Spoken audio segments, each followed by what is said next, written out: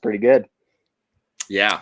That'll be all right. So we are live because that little thing says we're live. So welcome everybody to a live stream for Morelia Python Radio.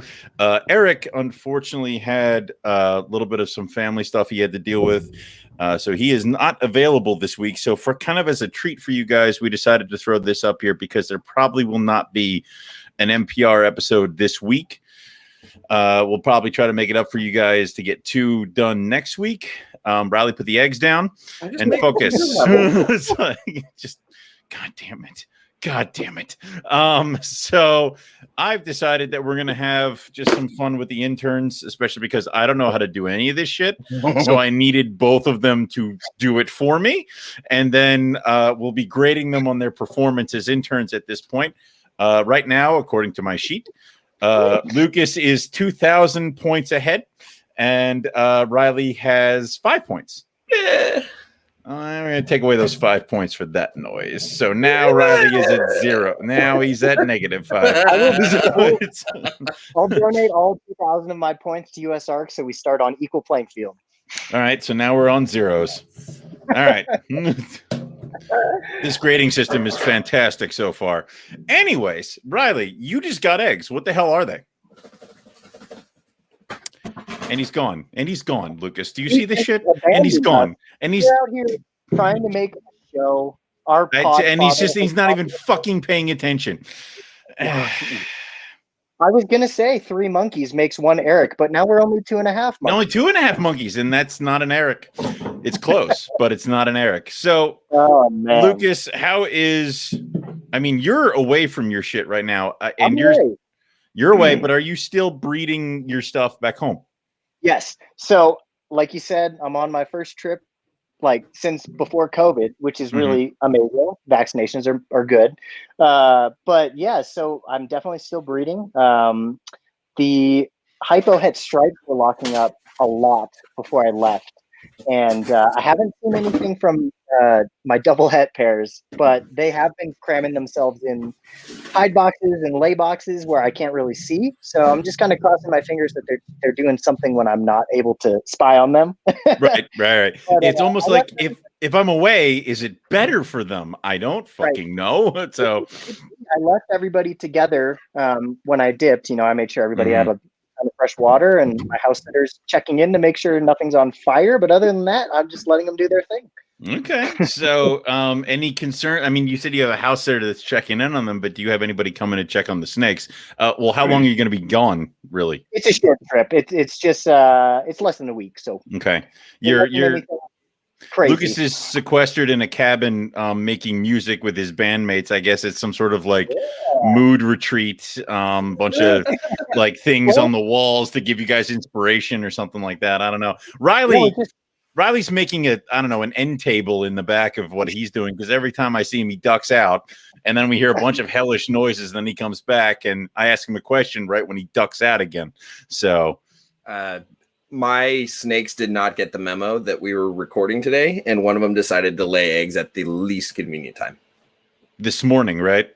Yes. All right. Now, what pair was that? This zebra to zebra pairing is the same pair that I did in 2019. Don Patterson zebra female to a Stephen Katz zebra male. All right, so those should be good-looking babies. Yeah, they produced 2 supers, a couple zebras, and some good-looking jungles that year. So repeat pairing should be fun. Make some supers for some people instead of keeping them all for myself this go around. And how were the tails on your supers when they hatched? The female's tail is perfect. The male had a full like right angle plus the little nub on the end. Yeah, so at the first shed, I saw that that little folded nub was holding onto the shed. So at the first sign of it, I decided to snip that off. All right. So now we have our first thing. Dock the tail or not. Riley, you obviously docked the tail. Yes. I have also docked the tail of one carpet that I had where the very tip was, like you said, it was almost like a knot. And every time it shed, it got there. So now, Lucas, you have not had this problem or approached this issue yet. Would you dock the tail? Interesting thought. I haven't considered this before. Off the top of my head, I would say yes, that's probably a good thing to do, because if you're running into a problem every day, I mean that's not good. So, when you're doing that, is there a procedure? Like, do you take it to a vet to do that, or is that something that just kind of gets done?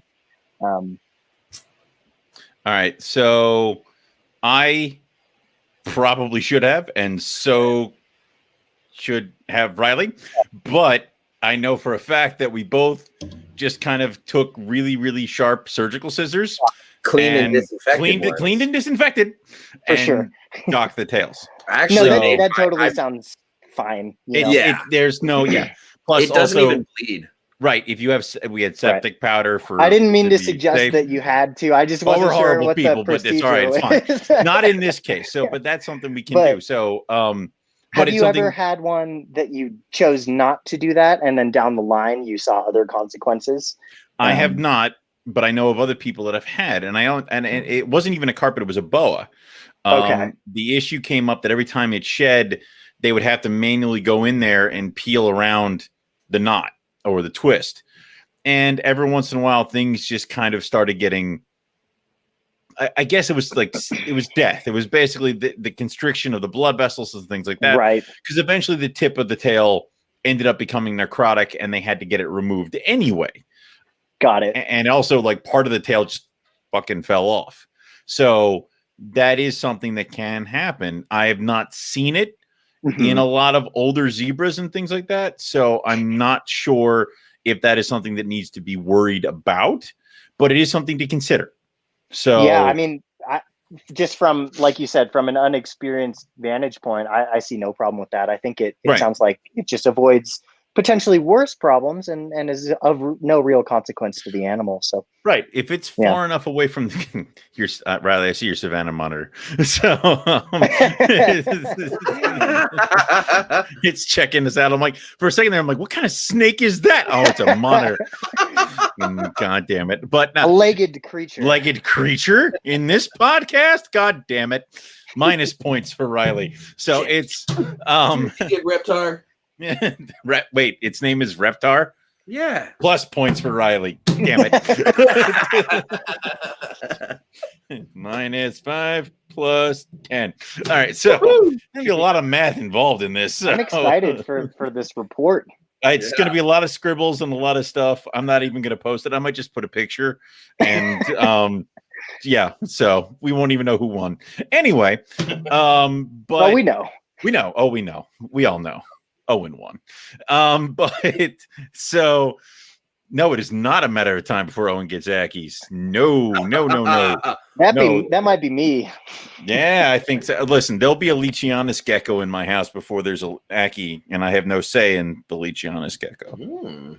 I don't want it, but I have lost all power. But anyway, I think it's something to consider, and it's something to potentially. Obviously, if the knot is far enough away from the vent, it is not going to affect the snake at all. So, I mean, I've seen snakes with like one nostril and half an eye somehow are able to thrive, eat, and breed. So, I would say to each their own, but I don't see any problem with docking the tail. Yeah, I'm with you. All right, so we covered Lucas is breeding all the bredli without actually being there. Yep, they're together, and I am hopeful and confident in at least one or two clutches. I am not confident in all three or four, but that's not too bad. Now here's the other question. Do you prep for 100% success no matter what? Well, in this case, yes, because for me, 100% success means that I'm letting 3 snakes do MI and 1 snake go in the incubator. But I've got a good sized sea serpents incubator that I could do 4 clutches if I needed to. And I have places in mind for babies. It would all work out. Yeah. Not relying on selling. Good. All right. Because here's the thing. I had at one point where literally it came down to, I had a clutch of 10 eggs and I had 10 open bins, and then I had twins. So it's just, whatever you think you're doing, it will just fuck you up. Like, it will fuck with your numbers and you will be wrong. Yeah. And that's just going to have to be. So, Riley, do you prep for 100% success? I mean, I've had peach throats. Peach throats suck. Next. Yeah. Peach throat. Good peach God. throat. I've had peach throats, Dumerals, Mertens, and mangroves. And they're not, none of them are here still. Yeah. Yeah. I was playing with some spinulosis today. Now my arms are all destroyed. Nice. That was pretty though. Those are cool. Yeah, spinnies are nice, and they're they're relatively small, right? They're bug eaters. Mm-hmm. Yeah, small bird and fish and insects. I think of like a sand monitor as adult size. Not super big. You're looking like maybe 3.5 feet, 4 feet tip to tail. If they were found in Australia, Eric would probably get them. But I mean, it's close enough. It's the Solomon Islands. Solomon Islands. That's no continental Australia or nothing. By the way, if anybody's curious why monkey tails are so plentiful and only like $700 right now, it's because Solomon Islands opened up. They went down to 700. I mean, I'm selling them for $6 in the shop because we got them for a better deal. But yeah, we got some babies that are flawless. Amazing. Wow. And that's why people are getting them for cheap. And then once it closes, they'll go back to $1,200. So like get them while you can, people. It's like Madagascar with all that stuff. Mm-hmm. So, but no, Riley, do you prep for 100% success with all your pairings? As far as hatchling space goes, yes. Okay. I try to make sure that should the stars align and things go horribly right, that I will at least have bins to put animals in. There was a season where actually my first time producing rainbow boas, I had a litter like 3 times the size of what I was expecting. And I ended up having to double up about a dozen babies in bins for a few weeks while I scrambled to get another hatchling rack. And that sucked because I had to because feeding then becomes a completely different chore. Bullshit. Yeah. Yeah. You got to feed them, make sure they don't steal food from the others. Make sure they don't hurt each other. Yeah. Yeah. And it just takes forever. So yeah, I kind of assume that best case scenario, I'll get half or, maybe 1 over half of my pairs. So like if I'm going for 11 pairs, I realistically expect to hit on 6. Okay. But I would plan to have, more than enough hatchling space if possible. So like I've got 69 eggs cooking in the incubator and I've got over 100 baby slots. So I'm more than prepared, even if I get another surprise clutch or 2.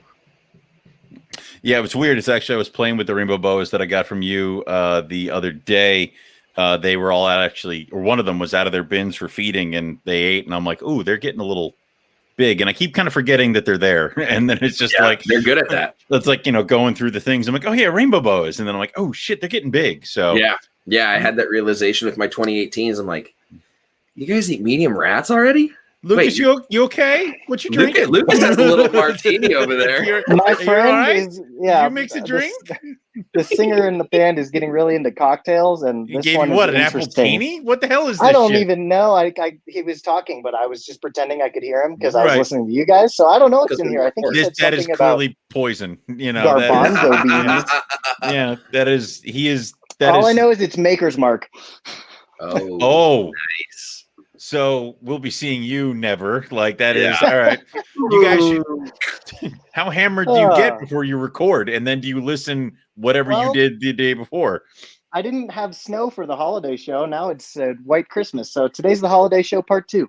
I have work tomorrow. We can't get into holiday show like drinking and frivolity. No. Anyway. Sorry to interrupt. Okay. No, you're fine. It was just like all of a sudden you have a little glass and you're just. Ooh, it is an interesting flavor too. Yeah, I'm gonna have to think about that one. Lucas has a private bartender. Like he's showing us up, Riley. I don't understand what's going on here. All right, that's it. We're shotgunning beers right now. Right now. I have to go get one, but no. That'll make Eric real happy. Yeah. Dude, those are great. That hazy little thing. Hazies, yeah. Sierra's hazy little thing. I was going through my fridge and I found several of the beers that Lucas had sent me. That I forgot were in there, and I'm like, oh, well, I'm glad to know you guys are here for a weekend. Like, stay here. I'll be back. Excellent. So, yeah, that was. But yeah, so basically right now we're cooking up with the season. I know I have about 50 something eggs in the incubator, and wow, I did just get the Madagascar hog clutch, Riley. So now how rare is that? Because somebody was asking me and I'm like, I don't know. Like, and it's something I should know. I mean, I think rare is a fair word. Okay. I think that's a fair word to sort of encompass how infrequently Madagascar giant hognose are produced in the States. Join the Patreon first, and then he'll shotgun the beer. Oh, Brandon, come on. Money talks, bullshit walks. Wheeler. I would say before I produced mine, what is it? Ken Foose? Okay. Ken Foose or Chip? Chip Foose is the auto designer. Ken Foose is the reptile guy. I get them mixed up because it's the same last name. Anyway, I'm pretty sure he was. I'm pretty sure he had been producing them consistently, like every year for the few years leading up to it, from just cohabbing some adults that he got in long-term captive imports, just like we did. Mm-hmm. But it's not like there were many other people doing it besides him. He was one of the few people that would have U.S. captive born and bred mad hogs available. Yeah. Otherwise, it was just like a fluke one-off here or there. But I mean, if I had to make a guess, I would say they've probably been bred in captivity, not just in the U.S., but across the globe, fewer than 50 times. Wow. So I'm in the presence of greatness. I don't know. And that's a conservative guess. That's a conservative guess. But then also, are you counting individual people as one, even if they've produced multiple times? Right. Yeah, I would say that like Ken Foose is one. And then if he produced multiple times, but I would say that's pretty fair. 50 might even be like an overestimate. I'm just throwing that number out there because I've kind of pondered it and looked around and kind of gauged my impression based on the prevalence of information and what I see out there. And given how little is out there, I'd be shocked if there are more than a dozen people in the U.S. that have bred them that are alive today or still working with them. And it's probably the same over in Europe. Somebody get Brandon on the page. Yeah, thank you, Lucas. Lucas gets a point. Wait, how many points do I get? I decided. Listen, if you shotgun the beer, you win automatically, and Lucas is now thing 2 again. So that's what's on the line. Which one I call you? Can I shotgun this? Get him a straw. Get him a crazy straw. If you get a crazy straw. But anyway, you know what? Owen, I just realized I am so sorry, Eric. I know you're listening to this and you're wondering what I don't know what to tell you. It's just, I still think all 4 of us should align. This includes Eric with the Ninja Turtles. We all pick our Ninja Turtle. We all get crazy straws with associated colors. I'm all right. Leonardo is mine, and I call it, and everybody can go to hell. So I don't care which one I get; they're all badass turtles. I like turtles. I like turtles. So we've gone off topic again. Lucas, no. Did we have a topic? All right. Oh yeah. So we were talking about the Mad Hogs, and what I wanted to ask is, now Owen, how old are yours? How long have you had yours? God damn it. Riley probably knows this better than I do. When the hell did I get those things? You got yours as adults, right? No, I got them as babies. I got them as captive hatched babies in Tinley Park. Then yours from the Kick brothers. Yeah, yours are like 3.5 at least. I want to say they're close to 4 because I wouldn't have done it if they weren't 4. Right. Okay. So I want to say they're 4. The female that produced for me, she was an import, and she was the smaller of the 3 that I got, and she's still growing. That's the weird thing is that these eggs were huge. Like we're talking long torpedo shaped kind of eggs, not like eggs. Like the collier bred eggs are either little or they're just like long as hell. Those are the only 2 kind of eggs they have. So, and we don't count Crebo. That's something different.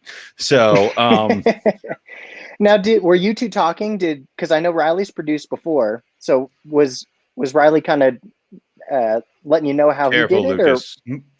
Or was this just random occurrence? Owen knows exactly how I did mine because while I was tinkering with mine and changing things up, I would let him know kind of as things were happening, and then as he picked up his, he would do things with his, and then sort of like correlate with me to see, you know, if I agreed or thought similar lines of thought based on behavior, and I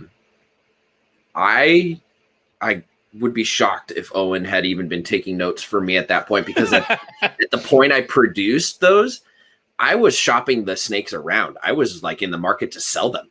Yeah. I had Glenn Brooks locally come over to look at them, and the next day she dropped eggs. He almost bought them, and he was like, I don't know if these are for me. And then I was like, well, I guess these are not going anywhere. So yeah. And then, it was literally like that.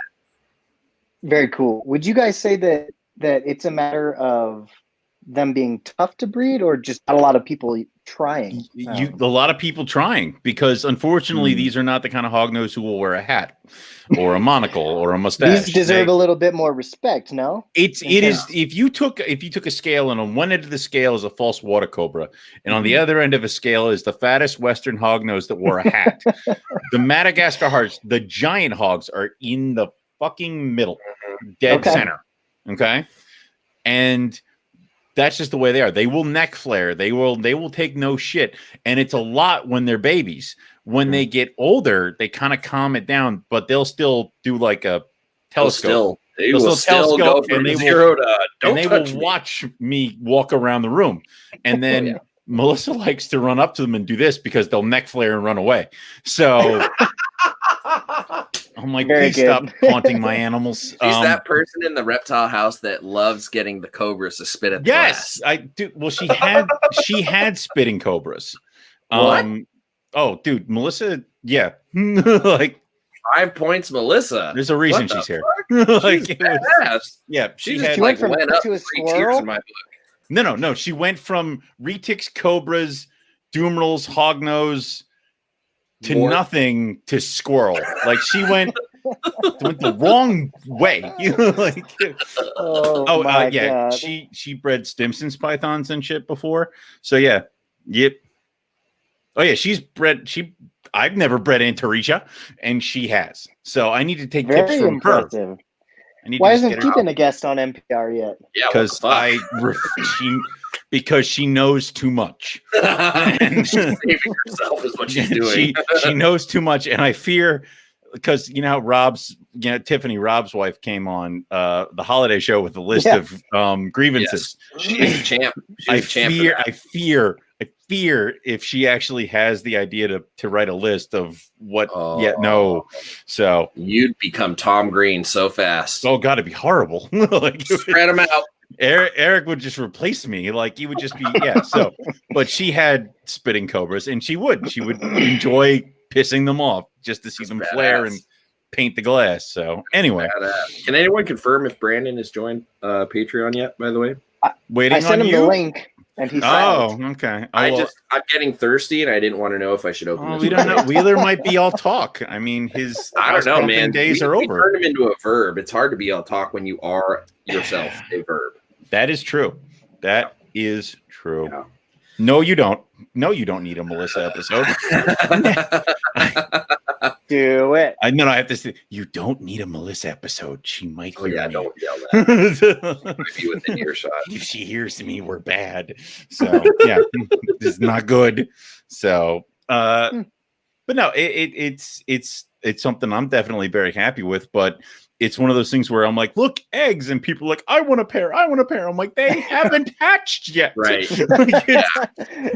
I'm not used to this. All I breed is crap. It's like, no. Yeah, it's funny when you start making stuff that's obscure that people are like curious about. As soon as you post anything about it, people are like, they hound you. It has to be worse with boas because the animal's there. Mm-hmm. Like, it's not like I don't know if these fucking eggs are going to hatch, and then even if I get the baby, we don't even know what's going to go on with babies. We don't even know what's going to go on with that. But boas, it has to be worse with boas because they're right there in front of you. Yeah, I believe it. True. I believe it. Well, that's awesome. Congratulations, man. Well, and I'm sitting here and I'm like, oh, any day now the woman's going to lay eggs. I was going to ask, yeah. How are they looking? She went blue. So I'm like, I have no idea what's going on. Like it is okay. there are several points in the breeding year where I am constantly shown that I have no idea what's going on with my snakes, and this is one of them where I'm like, any day now she'll lay, and then I walk in there and she's blue, and I'm like, I don't know. That is quite odd because she was doing the inverted, she does lying the upside down around the water bowl thing. Yeah, and she was doing all the things that would, and I thought I missed the prelay because I'm like I would not have missed that, but she's huge and she's uncomfortable and she chased the male out of there, so I'm like I don't know. Well, that is odd. Wait, so I forget? Did she drop eggs? She did, right? No, she did not yet. She went blue. Well, if it's any consolation, Grant's Woma, not the reduced pattern one, but the one he's had for a few years, she'll go off food earlier than other Womas, and then she won't get huge. Mm-hmm. Like she'll get a little bit thick, and you're like, okay, she's building, and then she'll ovulate, and you'll see it, and you're like, I think she ovulated because it's really small, and then she sheds out, and then she drops massive eggs, but she never gets big. She never does the belly rolling. Like if I didn't know that animal is normal because of my boss having experienced it, I would have missed every single sign on her because her body language didn't show me anything. This one, my woman's weird because she shows me the signs of like inverting and stuff like that. And she's one of those weird womas that will sleep with its head kind of cockeyed. Mm-hmm. So you're constantly like, oh God, it's dead. Which has been fun. But she is a food motivated, crazy bitch. And then once she's gravid, she is puppy dog. Like you can pick her up, you can hold her close. She'll let you do all this stuff. It is a complete reversal. So I kind of suspected it when I went to pick her up and she didn't gnaw my hand into oblivion. So this is the one that like bit me on the hip, like through my jeans one time. I remember that. She went to bite me and she hit the trash can and got her teeth caught on the trash bag. So I had to free her from that. Like she is a psychotic animal. So the fact that she's all nice and calm, I'm like, I'm okay with this. Something's wrong with you. So much.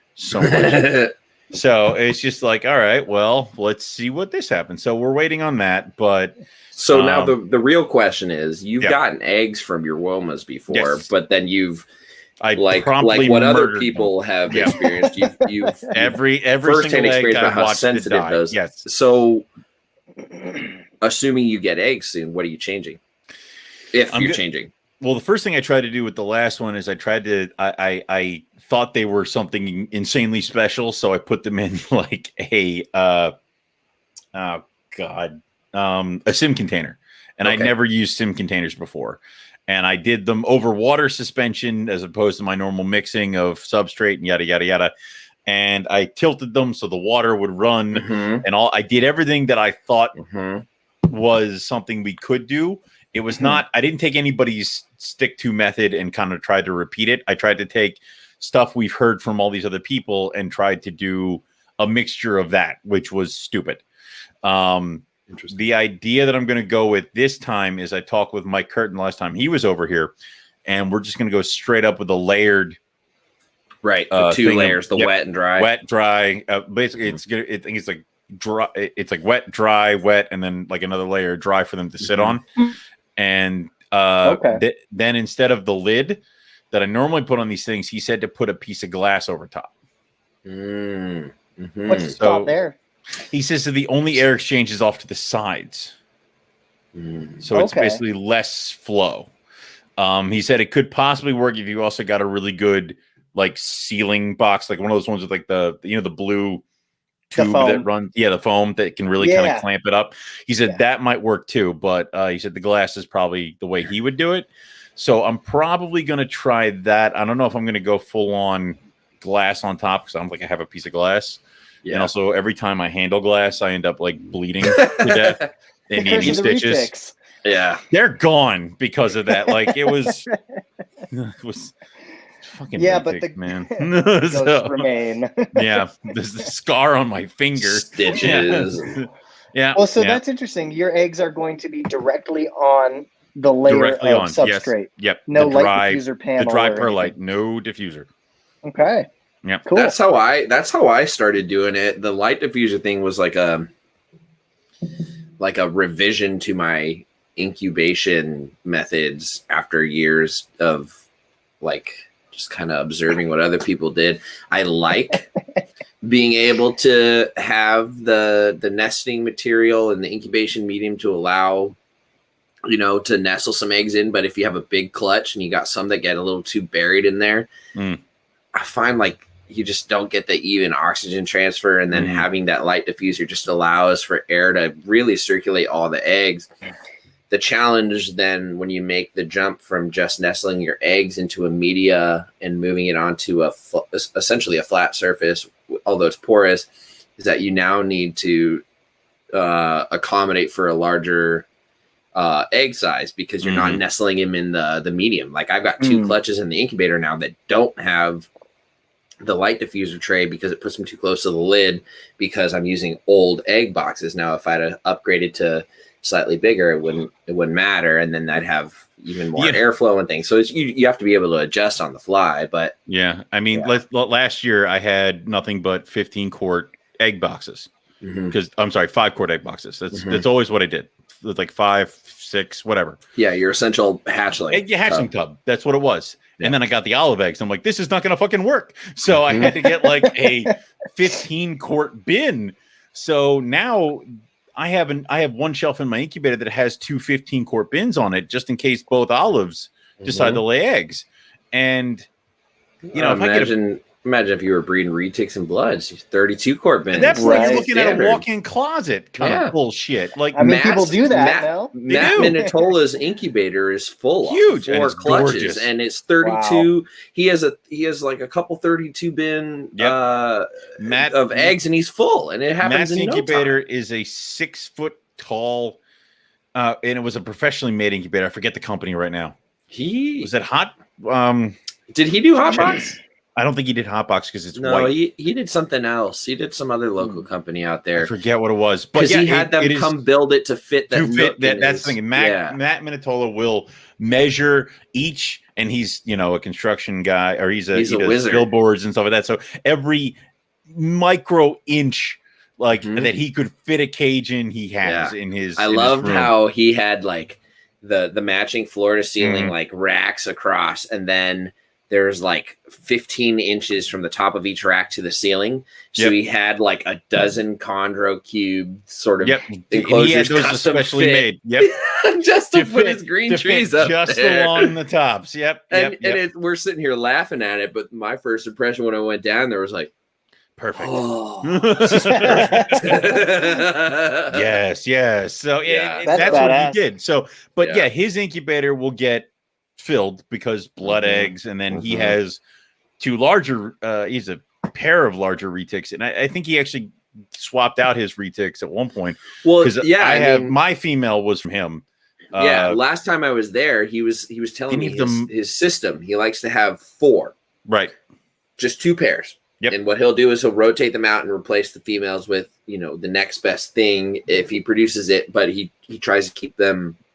With it's his way of limiting himself. Right. He keeps them kind of smaller, and that way he's a little more selective about it. But dude, retic eggs are the size of a freaking meatloaf. It's not good. Stop drinking it. Every 2 seconds, you're like, like no one's making you. Who is on camera pointing a gun at you? Like no one's making you drink this. It's like Austin Powers when he's drinking Fat Bastard's liposuction out of the Ziploc bag. He's like, it's terrible. Why am I still drinking it? It's like it's the best kind of terrible. You know what I mean? It's there. No, trust me. I've been in that. Well, no, I've been in that moment where you're at like a party or you have a drink and you're like, well, this is the only fucking thing, so whatever. And then you're like, it's horrible, whatever. Yeah, he tried. He did his best. Yeah, he loaded that thing up somewhere. Yeah. So, speaking of the olives, how is that looking? Any day now. Okay. You think both? No. Well, the male. I don't know if you guys can see, but. The male got me right on the wrist. Yeah, you did. My boy. Ow. So, and that was a love tap. That wasn't full on. Otherwise, it'd be very bad. It looks a little bruised. Yeah, it's getting there. It's fun. I haven't had a good one in a while, so I was just like, "Ow! Oh, I'm bleeding!" Like it's like, why? So, but I put him back in with the other female because they both I separated them and fed them both. She doesn't look gravid at all. I mean, you can tell, especially with an olive. Is she the one that produced your last clutch? The female that is gravid is the one that produced my last clutch. Oh, interesting. But I have 2 girls and 2 boys.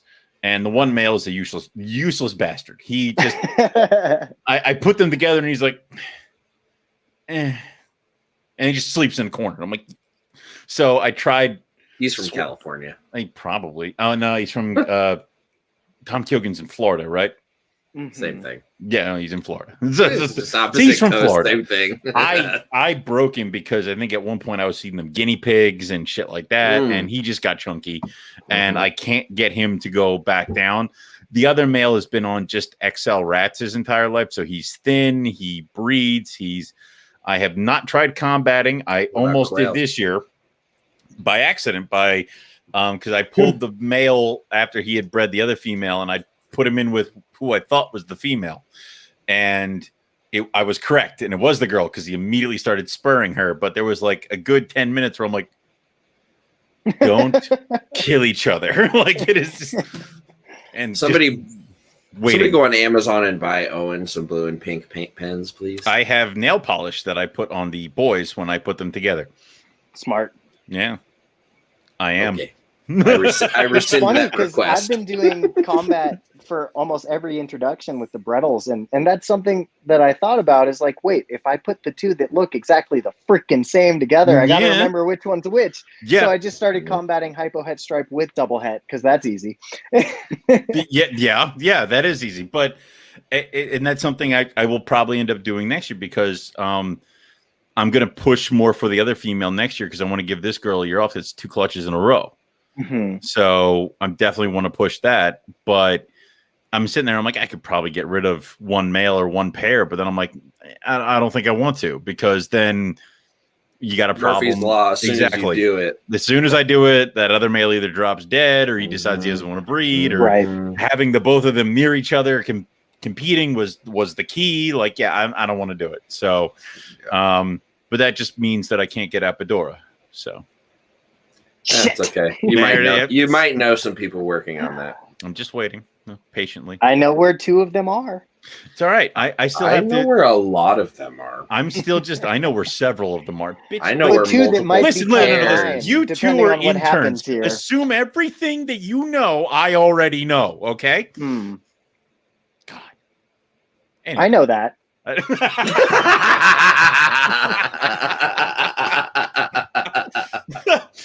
5 points, Lucas. Yes,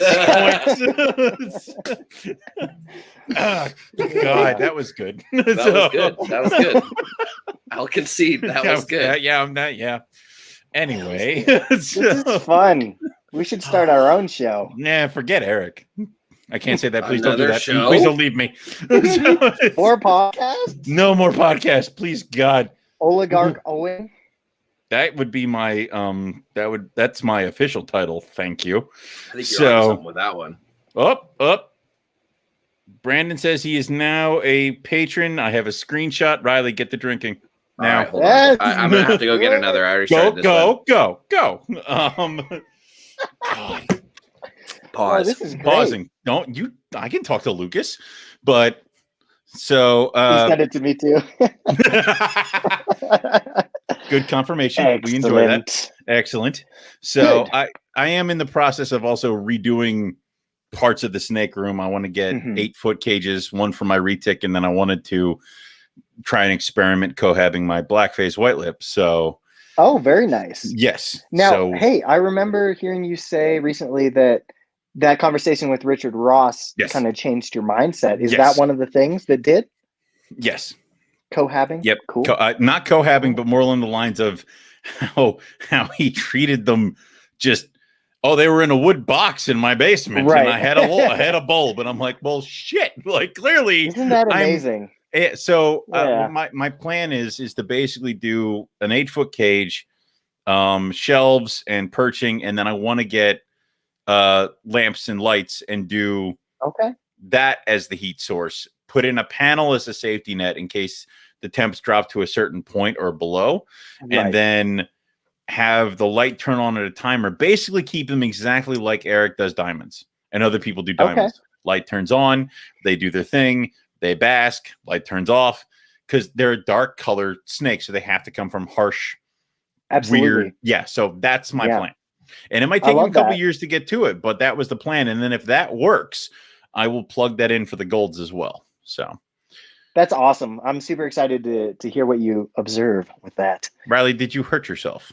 Riley, are you ready? I'm clearing my throat. Okay, good. Stretch. You can tell this guy has no practice doing this.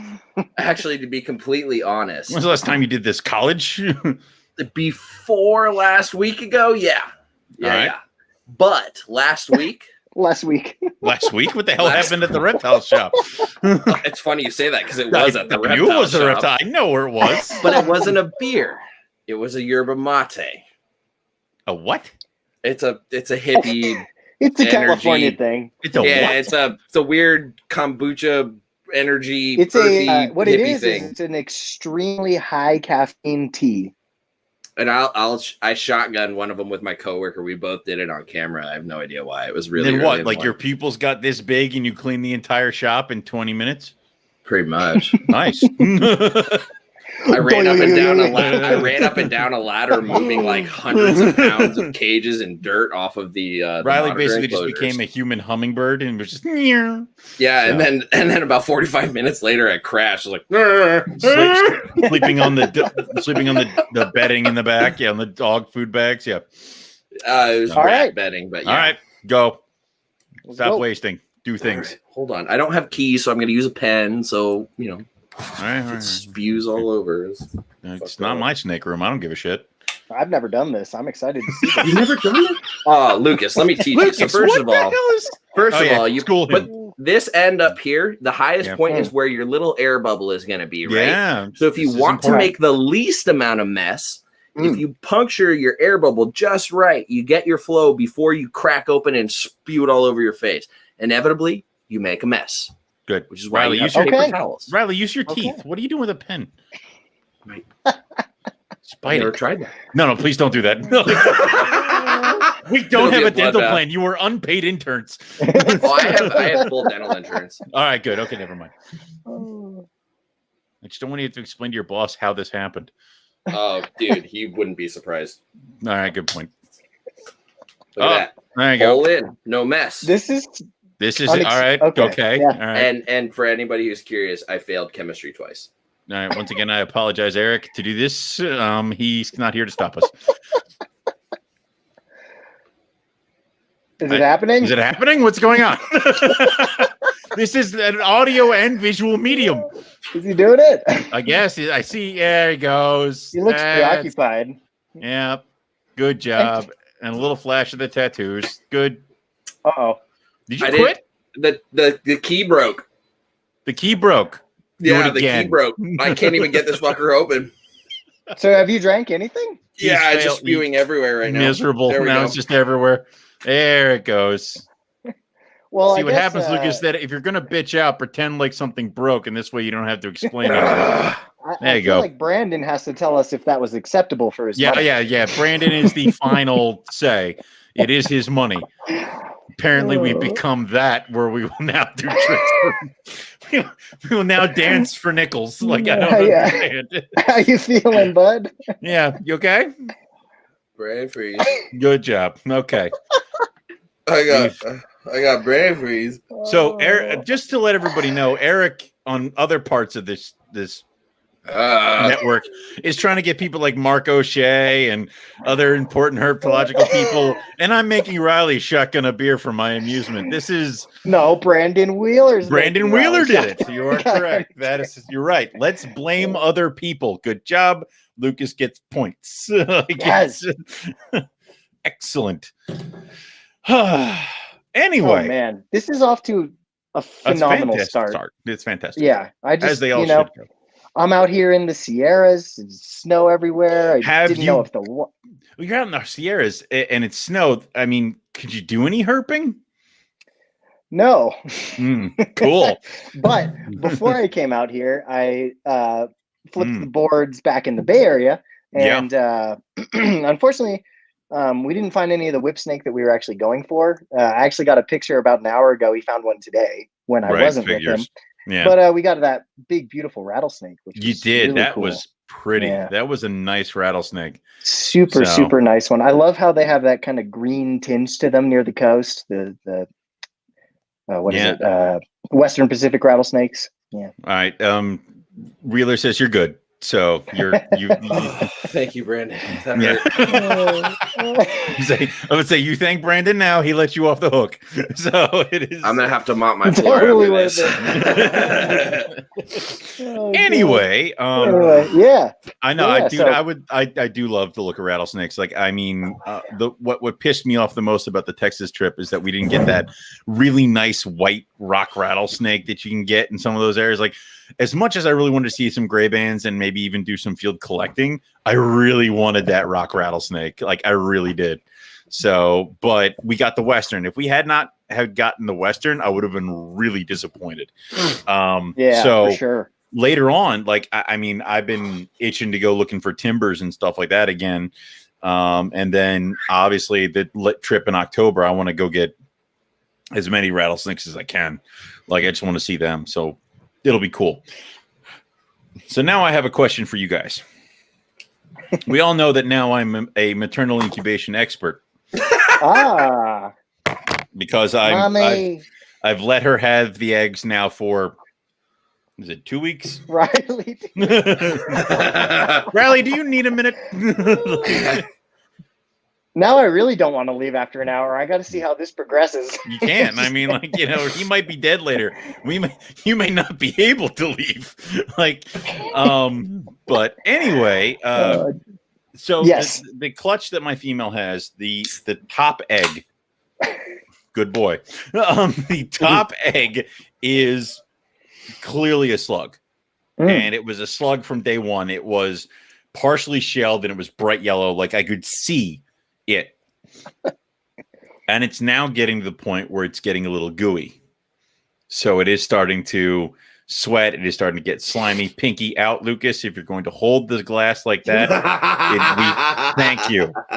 You have to be classy. This is NPR. After Riley shotguns a beer. We have to up it now. We just went really far down. We have to so much. What's the most bougie snake? Bowen's. Which Bowen? Colombian red tails. That's not the appropriate subspecies. It's like, east of the Andes. anyway, stop quickly. Warren's going to hurt us. Anyway, so the egg's getting slimy. The egg's getting gross. What would you do? Because my inkling is to leave it. At this stage in the game, how many days in are you? 2 weeks. 2 weeks. Personally, so I would probably leave it, but I also have absolutely no experience. So Riley, what are you thinking? To me, I would definitely leave it just because it's at a point where if you try to separate it, regardless of it's good or not, you risk tearing the other eggs. Exactly. Now, the other problem is that it is the topmost egg. Is that going to hinder anybody's escape plan? No, to me, I've listened to enough people say good eggs don't go bad. So we know it was a slug. We know it's a piece of shit. So that one was a slug, but the ones around it, as long as fine. But the issue I have is, will the dumbass carpet pythons that are hatching go into that egg or be hindered by the egg?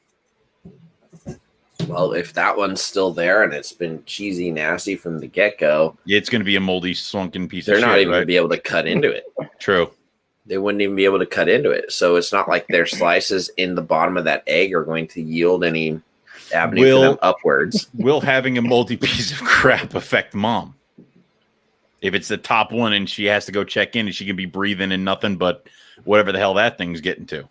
I mean, if it was prolonged for a super long period of time, yeah, I'd be worried about the spores and mold being inhaled long term. knowing that the's an end to it and that you'll get her off of that and she'll get clean air very soon, I wouldn't be worried about it.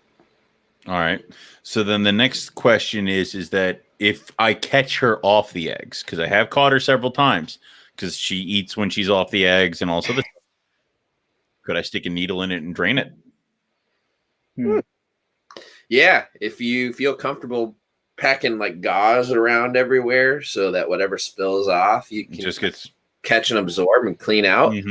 Like in theory, if you drain that egg or get the funk out and it just becomes a shell and dries and no longer produces more mold, then you don't have to worry about the spread of it. The other thing I was wondering is, could you suffocate out the mold growing on that egg with some sort of like just smothered amount of foot powder? I could, but you'd have to reapply because that shit's going to keep coming back. Right. So the question then would be, or it could be a multiple stage process. Drain the fucker with a big ass needle. Then the next time I catch her off of it, whatever's dried up, cut it out.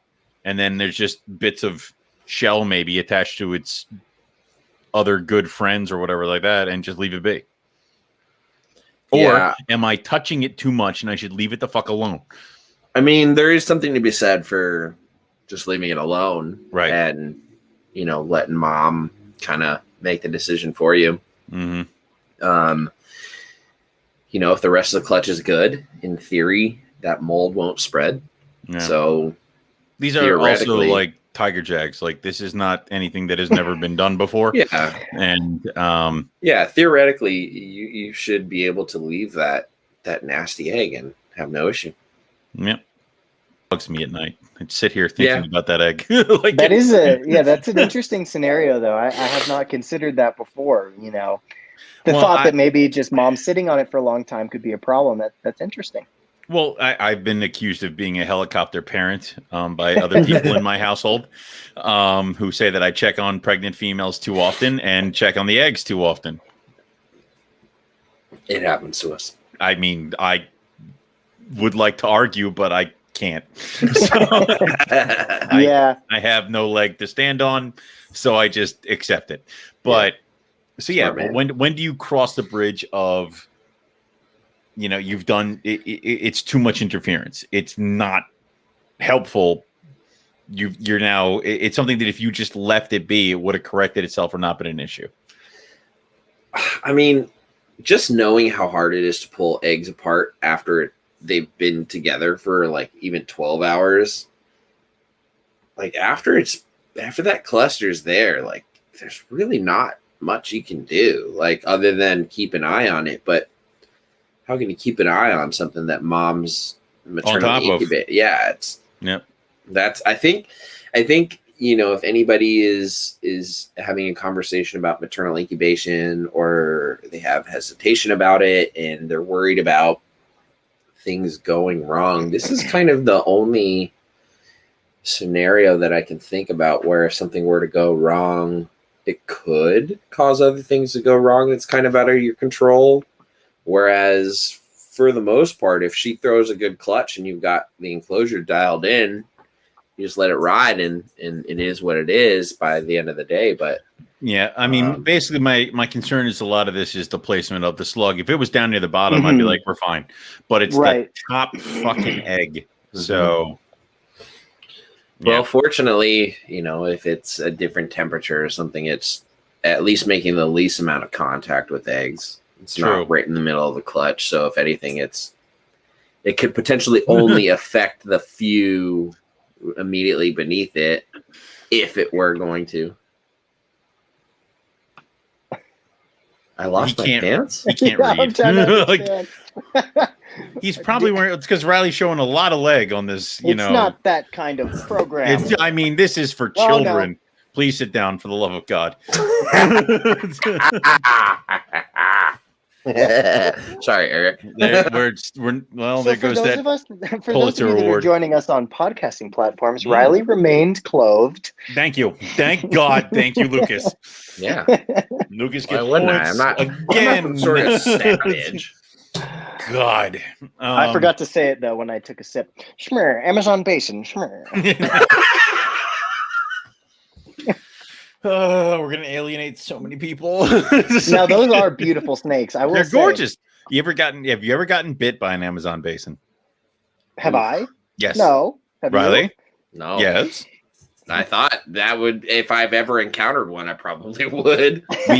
We had one at the zoo and it was having some kind of issue. So I had it behind the head and it put its tooth through my thumb. It went in right before the nail and out the bottom. And then the animal twisted its head and broke the tooth off in the tip of my thumb. So we do everything we're supposed to do. And I'm like, I'll just pull this out. That is a mistake because that is something they tell you in every kind of thing. If you have something, yeah, exactly. If you're impaled by anything, leave it until you have like medical supplies or at a hospital. So I pulled the tooth and immediately just like Wes Craven movie, like amounts of blood. Like it was a good time. It was a fun time. Wow. So, oh yeah. Wow. Yeah. So. And those are supposed to be a little bit more docile, usually. Like I said, I think the other ones, right? I want to say we were doing some sort of medical thing, and he was not pleased. So it was not his normal demeanor. And of course, because he broke a tooth, we had to do other medical things. Oh boy, yeah, it was a constant thing with that guy. But oh yeah, they're gorgeous animals, but not for me. Anything, yeah, emerald tree boas and Amazon tree boas. I tried the Amazon tree boa thing for a while and no. I'm back on my Argentine thing, which yeah. That's a good boa to get to pine after, that's for sure. Well, it's one of those things that, I mean, we talked about this before where I have a bunch of projects and I'm either not yielding babies or not yielding eggs. So when do you start cutting projects loose and do you get certain animals that you can breed? So absolutely. The challenge with Argentines and some of those boas is one, availability, right? And then two, you're a slow growing species, and then you got to get them cold. So like you cold's can get them easy. Yeah, I mean, if you got an area to drop animals into the 50s, that's no sweat. If I can breed bredli, I bet you I can do Argentines. But then it just comes down to, like you said, availability. Plus, it's going to take some time. Yeah. So it's just one of those things. No, I am not. Thank you very much. Yeah, Jeff, that was that was a futile effort. Nice try. You sell yours and send them to me. Mexican standoff right here. Right. So it's one of those things where, and I have a bunch of projects that either they're not old enough to breed or I've tried breeding and they haven't had success. So do you mix it up? And we've talked about this before on the show where it's like a project that you're really interested in, you almost need like 2.2 or 2.3. Otherwise, if you just have a pair of animals, you might be like, well, I can't breed them. But it might just be because your boy didn't want to breed or, this other thing. If I only still had that one pair of olives, I would have never produced. Yeah, that's kind of where I'm at with my Darwins right now. Yeah, well, I almost rage sent you that citrus tiger head albino because this is like the third freaking season I've tried with her and I got nothing. So interesting. Yeah, I've been trying Darwins for 2-3 years now. Yeah, and then everyone tells me, oh, they're no different than coastals, jungles, whatever. I'm like, but they are. And here's another shitty one: is I was on the cusp of doing Brisbane's next year. Was supposed to be my first time trying Brisbane's. Yep, on the cusp. And then my male laid slug eggs. That was my first inkling that something was wrong. It was the male laid the eggs. So then I went and I probed the female. Guess what? 2 girls. No. I mixed the pair somewhere along the line they got flipped. Yep. The pair originally came from Nick Mutton, who were sold to a friend of mine who sold them to me. And in the process of coming from Nick to them to me, somewhere along that line, we switched. Yeah. So the one that I thought was the male and was feeding like a female, So basically, I now have a girl that's the size of a perfect boy, and I have a boy the size of a female, and it's just like, fuck. So, and then she cycled this year because she laid a couple slugs and she still got some in her. So, and she's refusing food and she's doing all this other fun stuff. So it's like, great. So we now need to figure out what the hell that's going to do. So it's just one of those things where a lot of times if you just are reliant on 1.1, there's so many fucking things that can go wrong. Yeah. So it literally just takes one instance to throw that entire plan into the flames. The whole project's messed 100%. up. So. That's why I've been buying blackheads. All of them. All the blackheads. That's why I keep 2 pairs of everything I produce in a project. That's where it has to be. And I mean, I'm sitting down here and I'm like, I should really because I'm trying to figure out pairings for next year and stuff like that. And I'm like, I don't have enough girls. Like, where'd all the females go? Like, it's just one of those things. So yeah, I'm right there with you. Again, I really just want to get to the point where I have a good collection of stuff that I know I can produce, and then the other shit that never breeds and can stare at me. Well, the problem is that I have too many projects that never breed and just stare at me. So yeah, they gotta pull their weight. Yeah, I mean, that's the reality of those of us who have a collection like we do, but we have to kind of budget ourselves responsibly. Is like some of it needs to make money in order to justify it staying here. And that, right. It to somebody who's outside of the circle, it might sound calloused or. Well, we all don't have airplane hangars in our backyard that we can fill with everything that we have, exactly. Not and it's yet anyway. Not yet, soon, but it's something that you need to kind of get at. Is that, do I want to keep these animals that I've not gotten any eggs out of, not gotten any action out of, or can I keep this holdback animal out of a pair that I've bred several times and it's a gorgeous carpet python? It's like I kind of have these like ebb and flow moments where all of a sudden I have a shit ton of carpets of all different kinds that are breeding like crazy. And then I scale it back and then I realize that I have way too many projects of shit that isn't breeding for me and I have to up the carpets again. So I think we're at that point where I'm going to start turning the corner again, but I don't want to go nuts and like sell all my white lips and do all that kind of shit. So there has to be a happy middle ground. So there are several things that are on the chopping block, several which that I know I'm going to regret. And then other things where I'm like, I don't want to sell it, but I know somebody who wants it, so I'm just going to send it there. Yeah. Somebody with lots of points. Intern score. They are winning, yeah. You do some friendly loans where exactly. Well, I mean, you're not really like losing your hold on the animal, but right? You're at least freeing and unburdening yourself a little. Right. Sure. I had no need for a female zebra here because I didn't have the stuff. So then I sent my female zebra to Riley, and Riley's like, "I'll figure something else with it," and that's where that thing is. And I sent my Russian male tiger over to Eric because I didn't have a Russian female. He did. So you don't lose the ownership, but then you also don't just have this animal sitting here going, one day I'll 100%. have a female. Like, right. Oh, and the nice thing about it is too, is if it all goes well and it does produce for you over at whoever's collection you're doing the sort of shared loan with. Oh yeah. You can then at that point decide, you know what, it's a producing project. I would rather let so-and-so keep running that project up the gut, and I'll just, take a pair or something. I'll take over. these babies and try again. Yeah. A little more manageable, exactly. and you let that person run with the success they've found, and you stay in the project by getting a couple of babies out of it, but then you sort of let those animals go to that person. You open up the adult cages and you move on.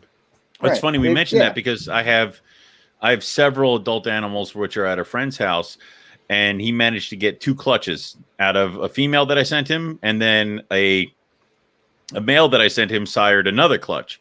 So I'm sitting here and I'm like, I got 50 something babies. I'm not counting the shit that's going to come from over there, and I keep forgetting about it. Are these the Dominican red mountain boas? No, they're somewhere else. And how dare you mention them points minus? But that's something else where it's like I do forget about the Dominicans all the fucking time because they're not being produced right now. But once they start having litters again, that's something else I need to think about. But do you still have, how many of those do you still have? 3. 1.2. Yes. You just hate them, right? So you made them go away? Oh, They suck. They're musky, smelly little bastards. They're musty, smelly little bastards. And the problem is that people like them. I didn't care. And that's the biggest thing. People like them. People do this. I don't care. Like they're not a Jamaican boa. They're not something that's like, oh my God, like they're a Dominican red mountain boa. And there's some people who absolutely love them. And that's fine if that's your thing. I just partially also because I was not in the same headspace that I am now of whatever you want to eat, fucking fine. I'll get it for you. I was in the really, you're going to make me get geckos, you bastards. Like it was that kind of stuff. And the last litter I had was only about 5 babies, but they were a nightmare. They didn't want to eat anything. Gecko, lizard, scented, nothing. And I finally managed to get 2 of them eating. And then when I sent the adults out on loan, I sent the rest of the babies with them, and each one of those babies slowly just dropped off. So, oh, they didn't get going. They didn't make it. So it sounds like they weren't meant to. I don't know, because that's just one of those things. So I am hoping that because I have a pastel male and then 2 red females. So, and my friend who took them has a pastel female. So I'm hoping that they kind of get off the bench and there's a good group of boa babies, because I would probably not mind doing them again, but I don't really want to breed them. But it's been 3 years since my last litter. So let's say maybe 2 more years, and then I'm probably just going to bring them home and just be like, screw it. Sending them out wasn't working. So let's bring them back and we'll try again. And then if I decide that they're still not for me, I'll just sell them. Yeah, by then your rainbows will be up to size, and then you'll be able to and your false water cobras. You'll be able to get your boa fixed without the musk. So the false water cobras, I had an experiment for them this week, and it was called frog legs. Ooh. So I got 2 pounds of frog legs for cheap offline, and I fed everybody frog legs. But what I did before you keep going, you order frog legs offline. Yes. How long did it take them to ship you? Like, was it overnight? Next day sort of thing? It wasn't next day. It was like a week or so, but they shipped like a rodent thing. It came in a box, dry ice, styrofoam frozen, box, dry ice. Yeah. So they were still frozen. They were all good? Yep. Oh, shit. Oh, yeah. That's pretty freaking cool. Yeah. I might need to pick your brain. And they were big frog legs. So what I ended up doing was actually splitting them right down the middle. So it was one leg each. 1 leg each. Yeah. That was the food that I gave. They're bullfrogs. Yeah, it's a big freaking frog. 34-inch waistline on a frog. That's a big animal. I took the bone scissors and I cut them down like the chicken scissors, cut them down the middle. And that was like Crebo got 1, Blue Beauties got 1, Chinese King Rats got 1, stuff like that. So then I also took them because they cut the feet off the frog legs, I guess, when they skin them and do all this stuff. But I cut them again where the ankle joint is. So right above the ankle joint, I cut it. So it was like this little tube log of little drumstick frog, like a little, almost like I said, it was like a little femur tube, pretty much. Yeah, it was like a little barrel, almost like that. So I took that and I threw that in the bowls because I'm starting to do the bowl training with the false water cobra. This way, they see the bowl and the food's in the bowl. Do not come looking for me. Do not come looking for tweezers. That's smart. Here's your bowl. Here's your food. Yep. Yeah. So I did that. So they got pieces of tilapia. They got some chicken, some mice, and then they got little chunks of frog leg. And it was put in the bowl, close the drawer, and my male false water cobra was in the bowl as the drawer was closing. So he was all about it, and they ate. They cleaned out the entire bowl. So it was something else where it's like, cool, check, frog legs. So like it is just one of those things of. I don't think they'll say no to anything. I don't think they will either. Biological that you give them. Yeah, I love it. Dude, if I could go back in time, it would just be nothing but big freaking colubrids. Because I just fill up a bowl of whatever's in front of me, and I put it in their cage, and then they eat it all, and then they go to sleep. It's really hard to beat that. It is. It's not like I'm sitting there. I'm like, would you like your rat? And like the carpet python's like, no. No, I would not. No, I wouldn't. I prefer death. It's like, no, eat you. Like on the flip side of this, my male rough scale python has not been eating.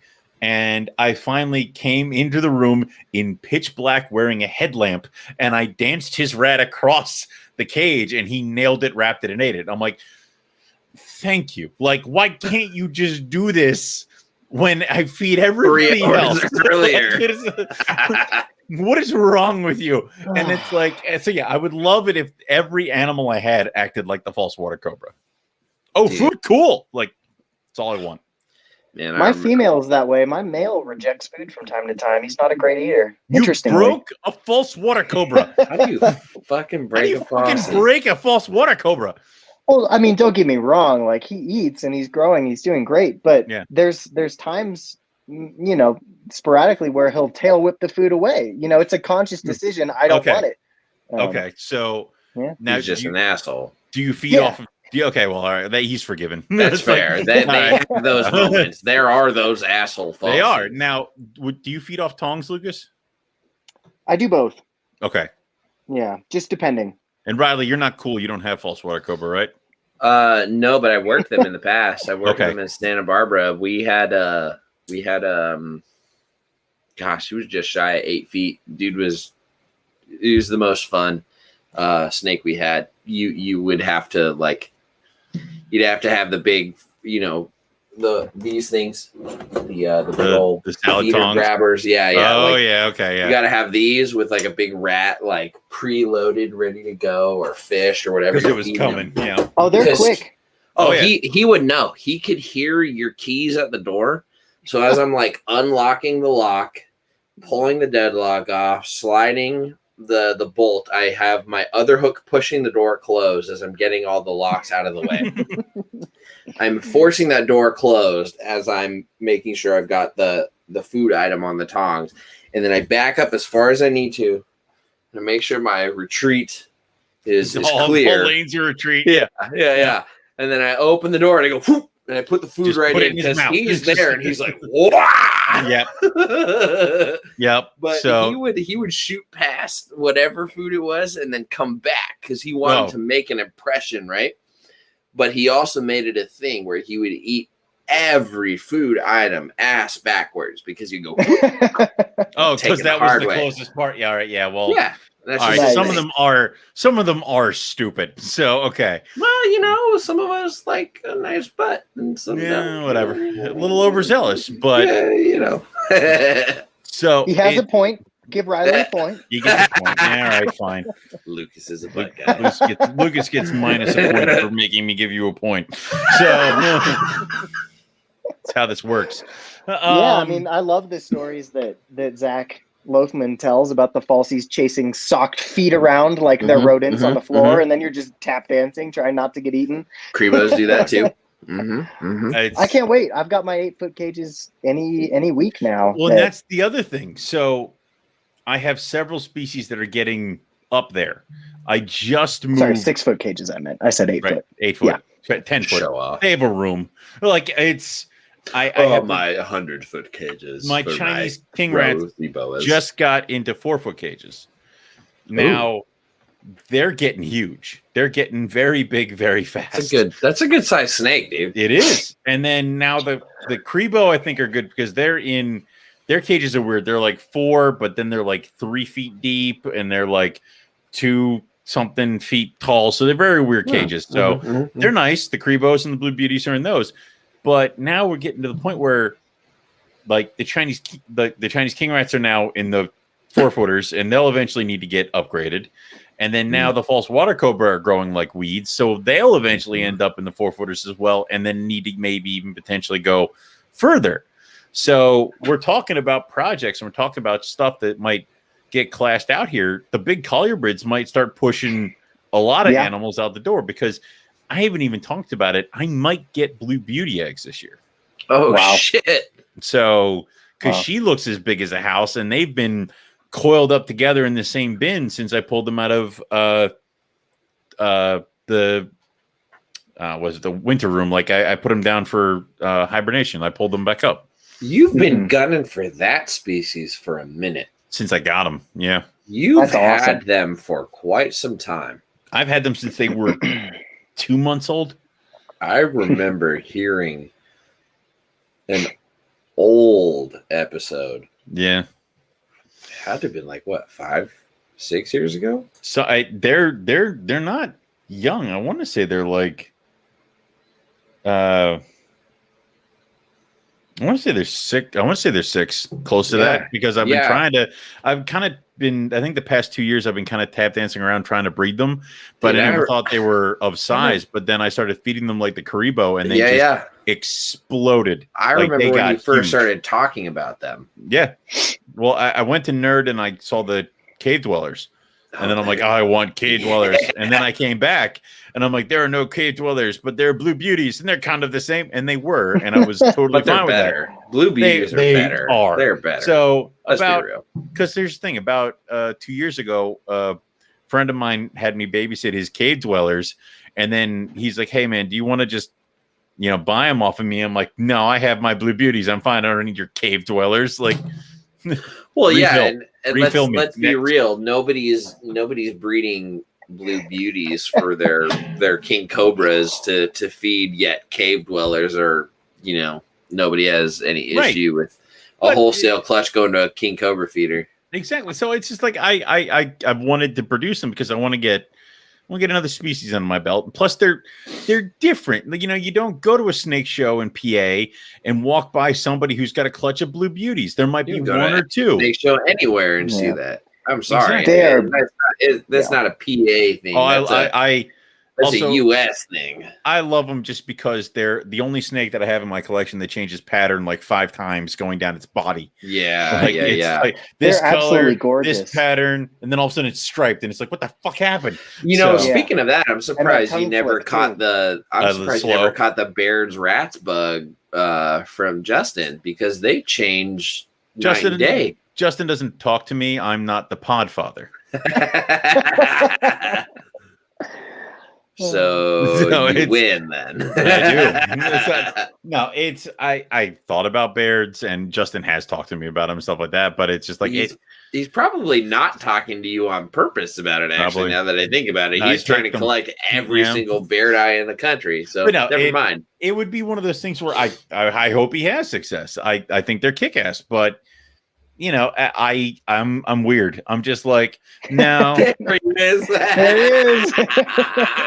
We said it too many times. That was the problem. Yep. So Beetlejuice over here. Yeah, he wasn't even here. He heard it, and he's like, "They're speaking of Baird." There's Baird's talk ongoing. I must go. I imagine him now, like at the dinner table, and he's just like, "I have to leave," and he just gets up and runs to his computer. So the Baird sign is in the sky. Yep. So I don't know. I'm weird because I'm like, I don't really like these snakes. I don't really like these snakes. I don't really like these snakes. Nah, they're not for me. Not for me.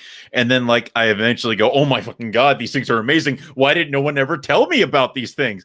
Yet there were multiple people throughout my life who were like, you should get Timor. So I'm like, nah. And then I get them and I'm like, oh my God, why wasn't I told?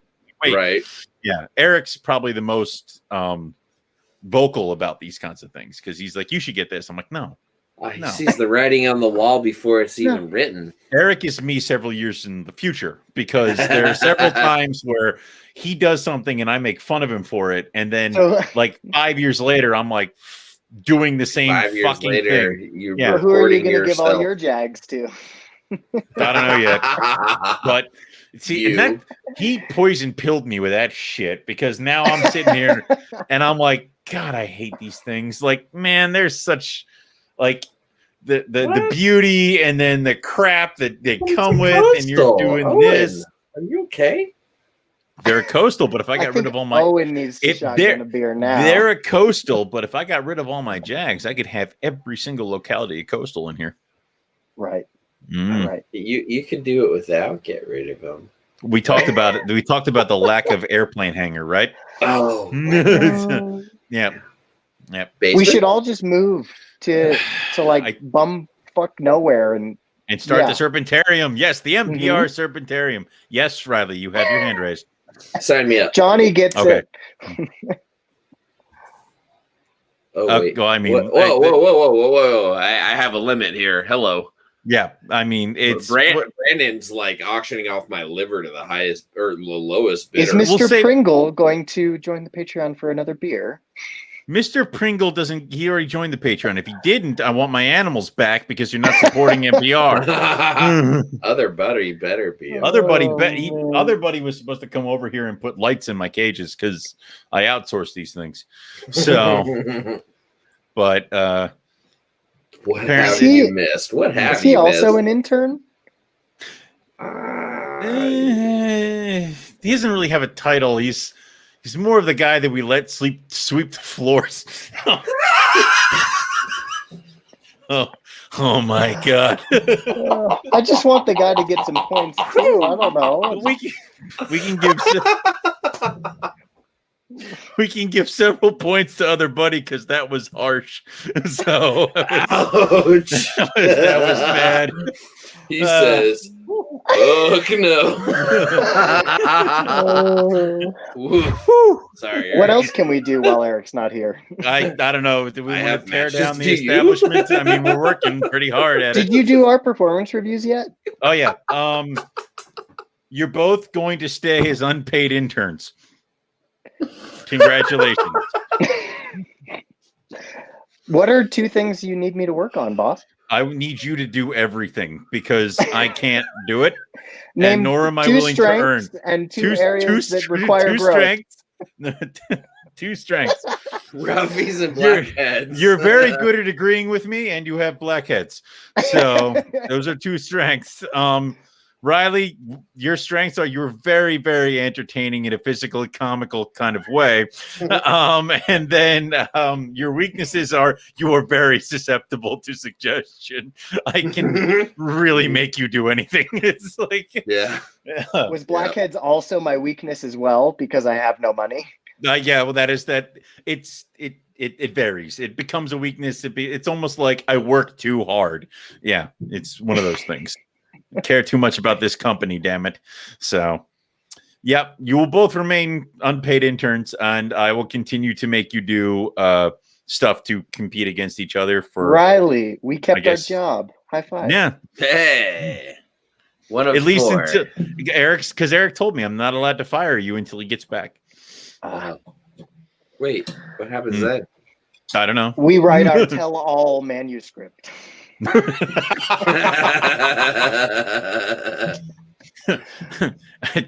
Walk into a bookstore, I'm like, the hell is this?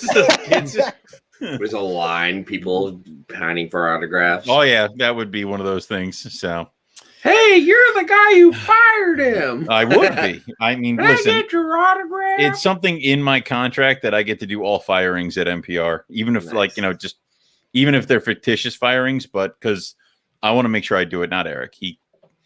It's too fragile, He'd be far too respectful. He would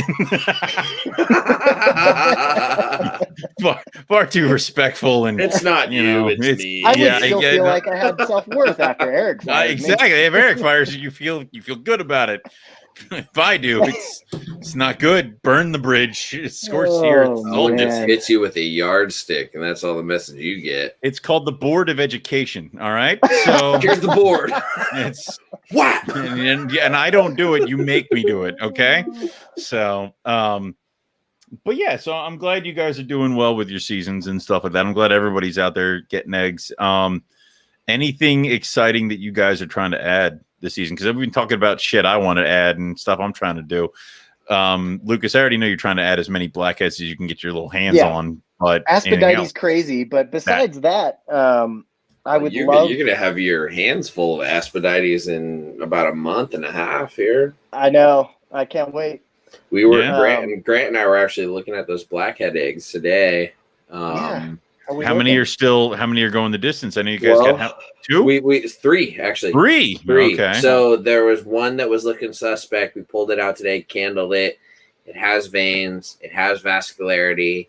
It actually looks like there's something living and growing in it, despite it being a boob egg and the underside kind of looking a little funky. Mm-hmm. But we're gonna let it ride. Always. Okay. And then the other 2 are just kind of perfect. Still eggs. Looking perfect. Exactly what you want to see out of a blackhead egg. So 2 that should have no problem going the distance. one that should go the distance, barring any weird, unforeseen complications, plus 19 Woma eggs from the 2 females. Yeah. So, yeah. I can't wait to see what pops out from that reduced pattern clutch. See if any of them look like mom. Yeah.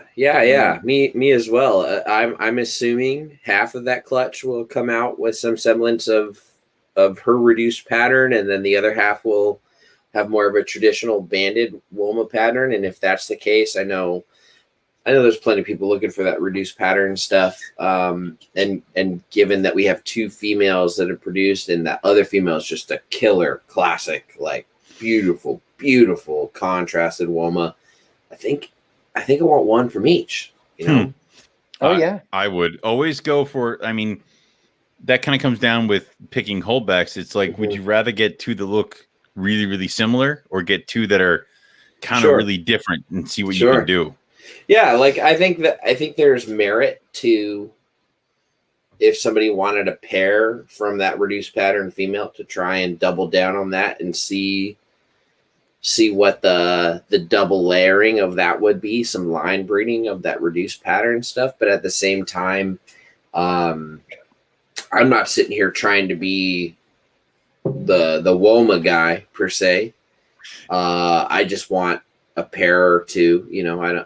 I just like the species, and so to me, having a half related pair is better than having a fully related pair. If my future plans are just to produce and sell a few Womas here and there, and just have some for my own enjoyment. I like the 2 looks. I want the 2 looks. So, what's weird is that maybe something will change, but what's weird is that it's going to be one of those things where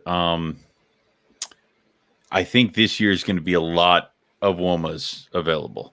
Yeah, From what I've been seeing around there, everybody is pairing their Womas and everyone is getting success.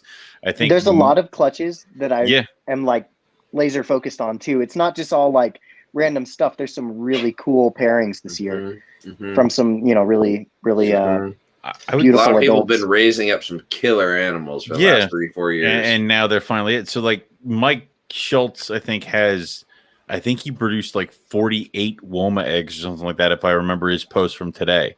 And that's one guy got that many freaking Woma eggs. So you're already starting to see following the Woma USA Facebook group, the babies are starting to trickle in, and it's gonna explode pretty soon. There's gonna be Womas every year more everywhere. People are more and more successful. So every year it gets better. Yeah, which I mean, it's a good thing, but it presents the opportunity to kind of make sure you're focusing on the cream of the crop a little bit. You want to make sure that you know what you're looking for, because there is going to be such a wide variety available. I think Womas are one of those animals that you should be picky about. Like if you like the look of a Woma, go get those Womas. Don't settle for going to the show and finding Womas. Don't be ashamed to say that Woma doesn't have the high contrast that I'm looking for. It's a little too brown. It doesn't have the orange. It's not that it's not a good looking animal or a healthy Woma, but if you're going to build a project, build a freaking project. Do it the right way. Don't go half-assed and just build something that anybody else can do. 100%. Poor Reptar. He's getting all this attention, and he's just like he's so hungry. He's just like he's been so overfed. Dude's damn near fat. He's just sitting here. Poor Reptar's in the he's back. Just like, Riley's talking about crucial shit, and he's just like, open the door. Open the door. It's just like asshole's probably gonna bite me as soon as I do it too. Oh, good. We'll put that on the TV too. I mean, it's just but it's just some of those things where I would say that it's not really that bad of a thing to really be picky about Womas, blackheads, and things like that, because I think if you are picky, it pays dividends later on when you're producing the babies. This isn't a morph project where you can always refine it. I would go and get the Womas you want, and especially now that we have the melanistics were hatched in the US. So the way I see it is, anybody who's looking into getting into Womas right now has a really awesome opportunity to set themselves apart to really get a good project. Yep.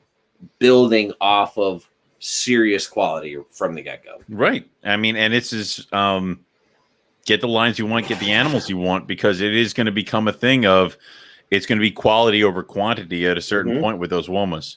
Oh yeah. We'll probably see it this year.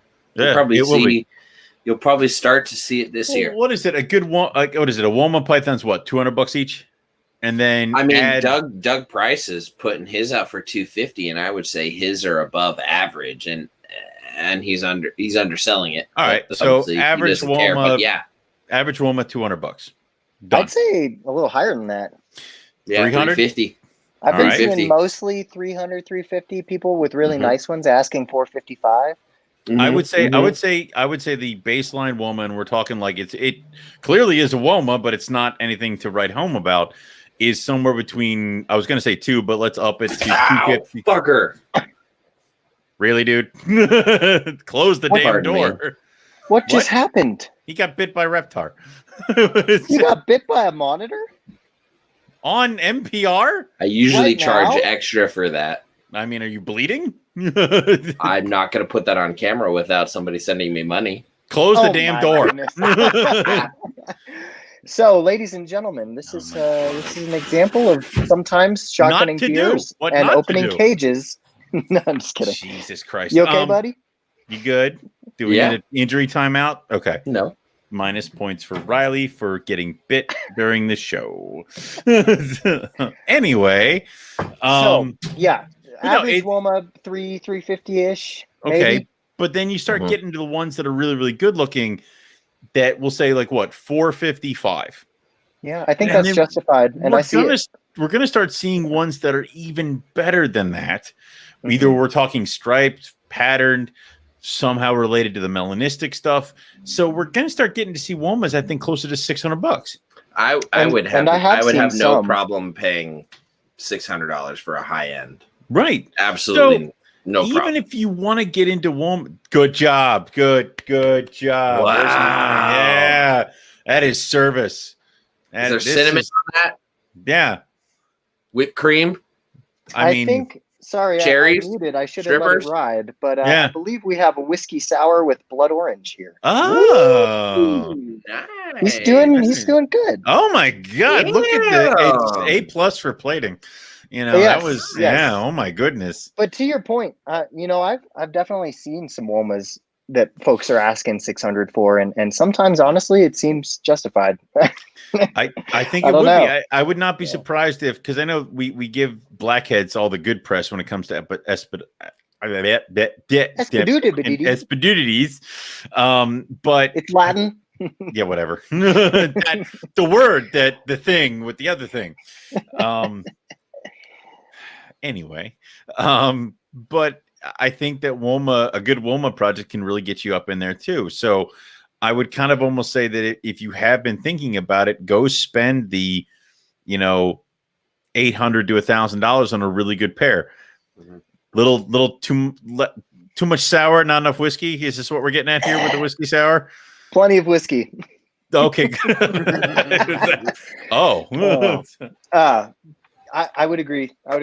Yeah, I mean, for me personally, one of the things I'm really excited about in terms of Womas going forward is I would love to see us be able to develop kind of a combination of the reduced pattern stuff that, is definitely present here, but also try to really pump that full of like the super vibrant, like candy corn oranges. And like, I see some snakes like that from Australia that are just insane. And I feel like we have both pieces of that potential equation here, but folks haven't really been able to put it together in that crazy way yet. Well, the first step of putting it together ends up diluting both aspects of it. Exactly. So the first pair cuts both halves, so then you're left with a 50% resemblant of both, and that's where you have to start your line breeding and do it a few times and then outcross to keep it stronger. But 100%, it can be done. But we're also limited by the fact of that the Womas that we have are the Womas that we have. We can't cherry pick and potentially get new blood or anything like that. We have to breed through it. Right. Now, my thing is that it's almost like when you're looking at inlands and other things like that, there's potential for a lot of projects, reduced banded, heavy banded, but brighter color, melanistic, ocelli, stripe, all that kind of shit. You can do all those different things, but you need somebody who's got the room, the space, and the animals to take all those different forks to take it to. So I mean, it essentially requires somebody thinking so far ahead in advance that they literally don't buy anything else. Right. They get that group and they hold everything back like 5 times. Somebody who dedicates their entire collection to Womas and blackheads. Lucas, I need you to sell everything else that isn't a Woma or a blackhead. I mean, he said it, not me. It's been commanded. Why not both? You can have. ¿Por qué no las dos? You can have. You can have Womas and blackheads. That's 2. So, but. Pero los aspadatis. Well, stop it. I wouldn't be upset. Well, it's one of those things where it's like, I think it would take a project or it would take somebody's collection being like that, but that's something again that you'd have had to lay the groundwork years ago. There's no question that I am trending in the direction of trying to make the Woma and blackhead projects more my thing, if you will. It doesn't mean that I don't love the other species. You know, I absolutely do. It's gonna make your name a little weird if it's still Centralian Exotics and it's all Womas and blackheads. Exactly. We may have to have a name change there, buddy. I don't think that I am capable of limiting myself to only 2 species. Like, I love the variation too much. I can't. I would agree, which is also why it's like I can't just have carpet pythons. I get way too fucking bored. And I'm already sitting there. I'm like, oh, and that's the problem. I'm so much of a heroin addict when it comes to this kind of stuff. I'm like, I'm going to cut back. I do like Argentines. It's like, God damn it. It is. As soon as you send me your Womas, it's like, oh, look. Whoa. Yeah. You unplug the void and the void needs filling immediately. Exactly. Because then there's thing of like, I was talking with Melissa about all the animals that are leaving because I'm sending at least 3 or 4 animals out on breed loan. And I already have on top of at least the 6 or 7 that are already out there. And then I'm like, well, that means less cages. And then Melissa's like, and you don't need to fill them. And I'm like, what? Like that? No, that doesn't make. No, that doesn't make any. No, honey, that doesn't make any sense. That sentence was not grammatically I emptied correct. the cage so I can put something else in it. And she's like, or it can just remain empty. Cage. You can even turn it off. Turn off. Like turn. Melissa just lost points. Yeah, well. But she's not on the episode, so it doesn't matter. She's not. See, but if there's nothing in the cage, then there's not a snake there. Yeah. You need snake in cage for cage to function. That was terrifying. I just said she's not within earshot, and she just shouted she was. Oh shit. Yes. I may be stabbed later, boys. So her superpowers are developing. That's terrifying. Owen needs a disjunct studio. I need somewhere. I need like a. I'm not going to say anything else. She might hear. Don't hear you. Give her points. Oh, she gets all the points. She gets every point. I'm going to scratch out other buddy. I'm going to give all of Francis's points to her. He said he left. He went to go listen to Port City instead. And he's a traitor, and that's why he gets it. God. After all I've done for him. This is so fun. I know, right? See, this is what happens when I rule. I was supposed to leave 38 minutes ago. See, this is what happens when you let me in charge. So listen to me more than Eric. Is the whole point of all of this. Whatever you say. Thank you. Good. See, point for Lucas. Nope, Riley, now you're just being an ass kicker. Of course. We love you, Dad.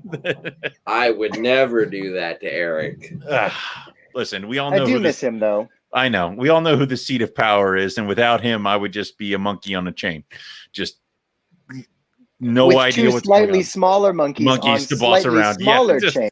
Exactly. I need guidance most of the time. I need to be pointed in a certain direction. So he was having some fun today. checking out alligators that live near his in-laws' place. So getting big. That gator. That gator keeps getting bigger and bigger every time he goes down there. I'm like, every few months, I'm like, hey, there's that gator again. Yeah, like grew a foot. There was that Carpets and Coffee that we did where he was down in Florida, and that gator was getting closer. I'm like, any minute now, it's going to drag him in the water. Yeah. So that's becoming truer and truer. So, yeah. Oh yeah, very cool. It'll be fine. It'll be fine. So you just got to learn to edit without him, and then we'll survive. Well, the thing is, like we were talking about that the last time it was just me and him, and we're talking about how I need to start learning how to edit and do all that other stuff in case something goes wrong. And then here we are. Right. And then we have this, his emergency and stuff like that. And I'm sitting there and I'm like, shit, I knew I should have learned how to edit. The problem is that he and I come down and we're like, oh, we'll hang out. We'll grab some dinner, do whatever. And then we'll talk about the show. We'll plan out Carpet Fest and this, that, and the other thing. And we end up just in his office talking about snakes or checking out the snakes in the snake room. And then it's been like 4 hours and I leave and we're like, fuck, we didn't do anything we were supposed to do. We literally did nothing. So it's, oh man, and it's one of those things where, thank God he's got the drive to actually do shit. Otherwise we'd still just have one podcast and you guys would not be interns. So. I am constantly in awe of the amount that he is doing at any given time. Yeah. I know how to edit audio and all that kind of stuff, and it takes time. I do nothing for the show. I show up, turn on my microphone, wreak havoc, and then I leave. Like he does all of it. So definitely we're going to need to learn that. Send Eric some love. Yeah, and this is how bad it is. Riley and I have been trying to nail down a time to record the next couple episodes of Collie Brick Corner for the last 3 weeks. We just have been we'll get to it. That's mostly my fault. It is, and that's what I've been telling people. So I wear that crown proudly. I have not been helping. So I am a Python guy. You expect Collie Brick Corner from me? Yep, pretty much. Yep, yep. So we'll definitely get that back onto it because I think we have now we'll have this episode. So we got 2 in the can for NPR, and then we might end up doing another live stream early next week just to kind of keep the pressure off as he kind of gets settled when he gets home. Absolutely. But we'll see if he wants to join us for that one if we end up getting down that road. He can. What was that? He can do his thing at his own pace, and we'll hold down the fort. And I can whip up a few more Collie Brick Corner outlines, and we can fill in as we need to, and we'll just make it work. We'll go from there. Nobody will notice. It will be fine. So we'll just put a weird hat and a vest on Lucas and have him dance on top of a table. And just throw money at the monkey. We have to get people to get to we have to get more people to join the Patreon. So we'll throw that out as a potential that I can only shotgun so much. Exactly. Riley did stuff, so it's going to be Lucas's turn next time to figure out something to do. Yeah. I'll do it.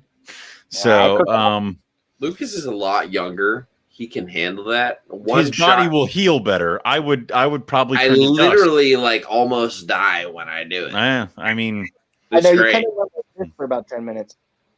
Yeah, that was intense, buddy. Yeah, my brain was frozen, but I'm in an 80-degree room, and it was the craziest thing. Oh yeah. All right. Well, do we have anything else topic-wise? Questions? Anything else? Your question from about 30 minutes ago. Yes. I would love to add the Crebos if they hatch successfully over at Riley's place. The blacktails. Well, I mean, first off, is it you have the choices: the blacktails, the unicolors, and the yellowtail. I have unicolor. Riley has blacktail, and then Mike Curtin has yellowtail. I failed miserably. Riley has a clutch, and I don't know about Mike. I actually prefer yellowtails. I would prefer yellowtails, to be honest. The yellowtails are a little bit longer. The heads on them are a little bit blockier, flatter, wider, and bigger. but personality-wise, you can't go wrong with any of them. It's one of those things where I if I had the space, I'd have all three. Yeah. So good job. I mean, an adult male yellowtail should reach 9 feet. You know what I mean? Jesus Christ. That should be a big Coke can thick type of animal that turns around, squares you in the face, and makes you wet yourself, sort of an animal. Yeah, and that's the fun part of it. If it was just a corn snake, I'd lose interest. So they're freaking cool, man. But it would be Crebo for Lucas. Crebo and diamonds, if that diamonds. Yeah, in like September or whatever when I talked to you guys. Right, but shit changes because I'm sitting there going, I'm not going to buy any snakes.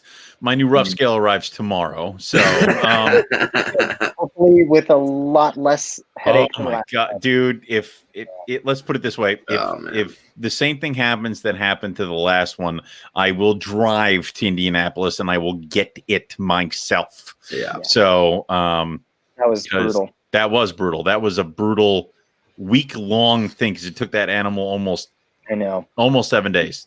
And I just avoided that headache too with the Swiss blackhead from Jason. Like I got that like one day early enough to not get caught in that. And it's just one of those things where I'm just like, please God. So I have to drop a bredli off at FedEx tomorrow and pick up my roughie. And then if there are other roughies that pop up this year, I might get more.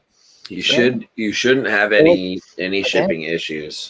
Yep. So we should be good. But all right. So yeah, stuff changes. Now, Riley, what are you adding? Well, I think it's been like 2-3 years now. I've been saying I need to add inlands. That being said, I haven't seen too many people hatching or producing inlands. Have you talked to Justin? Not recently. I know he produces them. I know Martin has access to some, and so I've sort of like only just started the dialogue a little bit with Martin because he posted something the other day. I'm sure Nick is pairing again as well. Yeah, I figure I just got to dig a little bit more. Nick is also very good at the thing of like he posted up a thing today where he's like, 13th clutch on the ground. Right. And I'm like, but the last post he was like up 5th one. I'm like, there were other clutches that I didn't get to see. Like, what were they? Like, I'm sure there are. I'm sure there are clutches that have not been announced that are out there. And if I'm at the point where I'm ready to dig, then it'll happen. So for me, if I'm going to put my feet forward and put in any effort towards actually acquiring any snakes this year, there's either going to be inlands or novas. Thank you. That's it. Nova guineas. Okay. That is it. So where my attention is Nick Mutton, Todd Dyer, Justin Julander, whoever may produce some inlands. And then as far as novas go, Billy Hunt's got 2 clutches hatching. Travis Johnson has a clutch on the ground. You talked to Eric Kohler? He might have some I'm sure Eric has some. And then Nick potentially as well. So honestly, this might be the year I finally add a pair of novas. Yeah. I think that's probably the most likely. Okay. I think the way it works, because maybe I can get lucky with some Exanic Tiger stuff, and maybe Eric will want to wheel and deal. I know where Kohler's projects lie. Yeah. Maybe you'll want some hypo stripes. Oh, I do. Yeah. I do. I have no genetic stripe Bredli in my collection. I have no hypo in my collection. I can't breed Bredli. It's not that hard. Maybe I can't either. I say that before I even have eggs. So let's not count 4. Them chickens, boys. I have 4, and I'm determined. I mean, also, like Lucas, what is the percentage of you hitting on a hypo stripe? Ooh, because you have 2 hypos. So they're all going to be hypo. They're all going to be okay. All right. Quote 50% hypo, and then the stripe they're both het. So what is that? Be 50-50. 1/4? You should be 50-50, yeah. Oh. So you should be okay. Oh. Yeah, that's what I said too.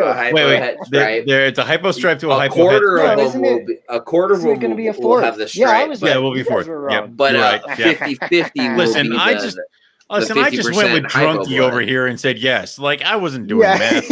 Yeah. What is math? So exactly. In terms of the probabilities, it would be 1/4 hypo stripes. Okay. Half 66% chance het stripes. Okay. Wait, I don't know. Whatever. The first part was very right. Badly. Yeah. The first part was right. We're not doing good. It's not going well. Yeah, and Brandon is also pairing from the same clutch as my snake, so he might make them too. Okay. Yeah. You guys are doing all this stuff, and I'm like, oh, in another 2 years, I can breed Stonewash to Stonewash.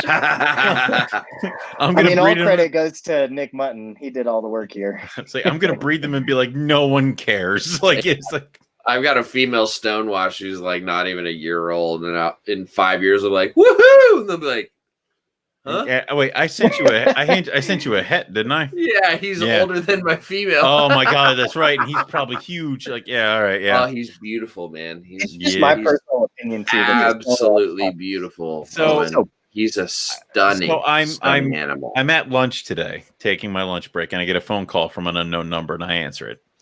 And it's somebody who said, yeah, it was.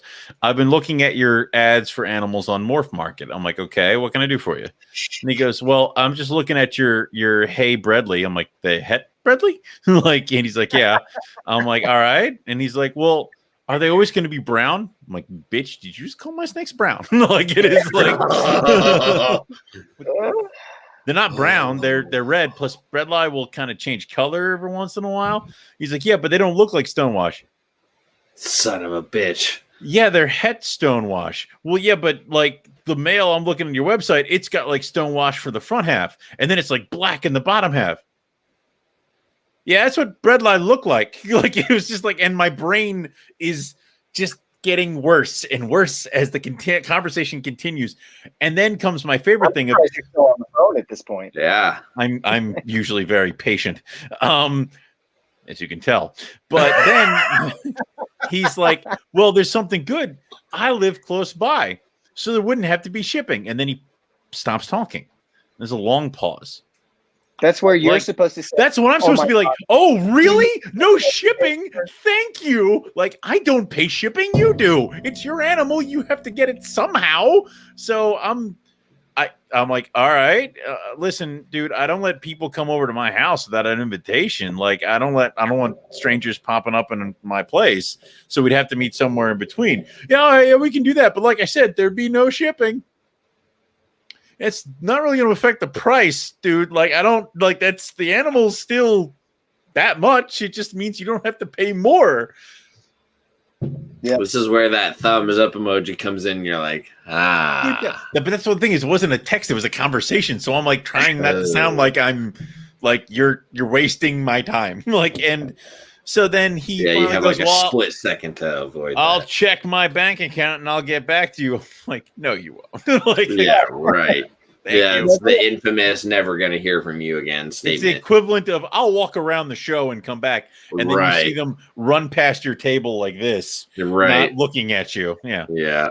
I understand like the benefit of avoiding shipping for not having to put a snake in an airplane and stress it out or whatever. I get it. Yes, it doesn't sound like that is what he was going for. But here's the thing: it's that.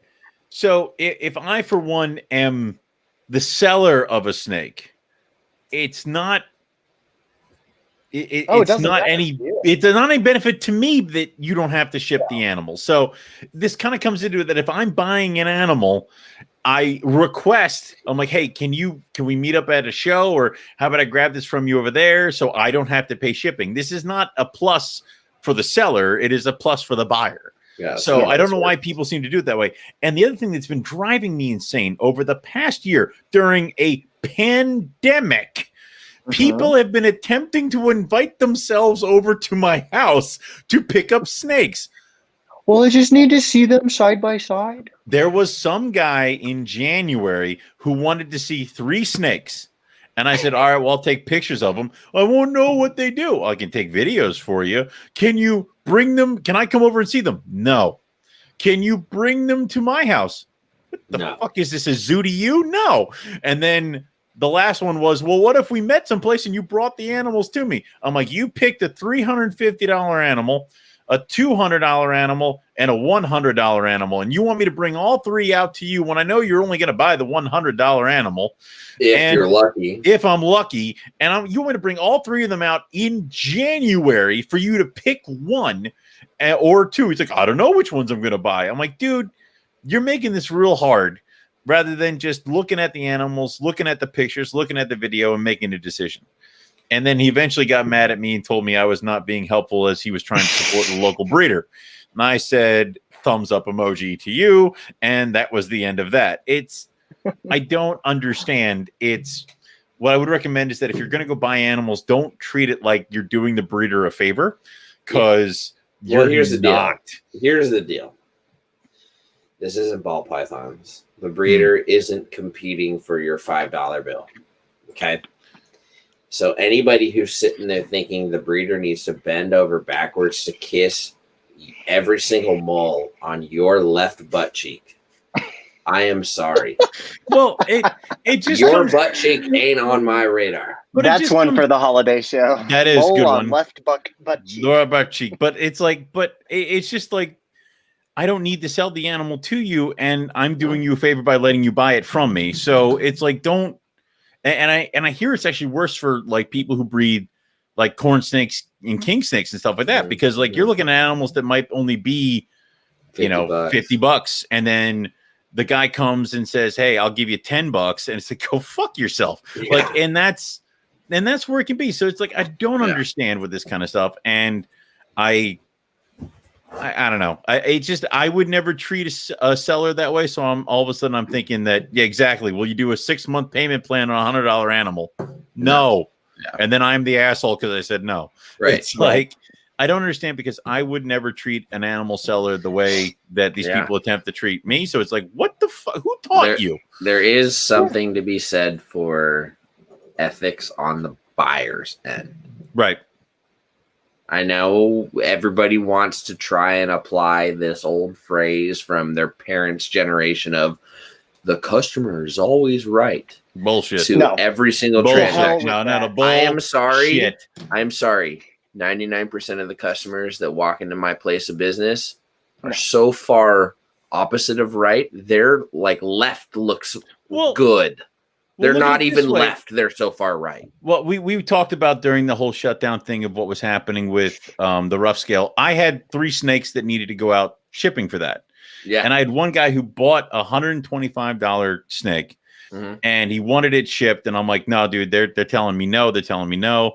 And he bought it. And then he's like, oh, what is it? I'm like, I already took the money, and I already feel like I don't want you to have this fucking thing because you don't even know what it is. What is it? What did I just buy? I'm like, oh my God. And then I'm like, I really don't want this guy to have the animal.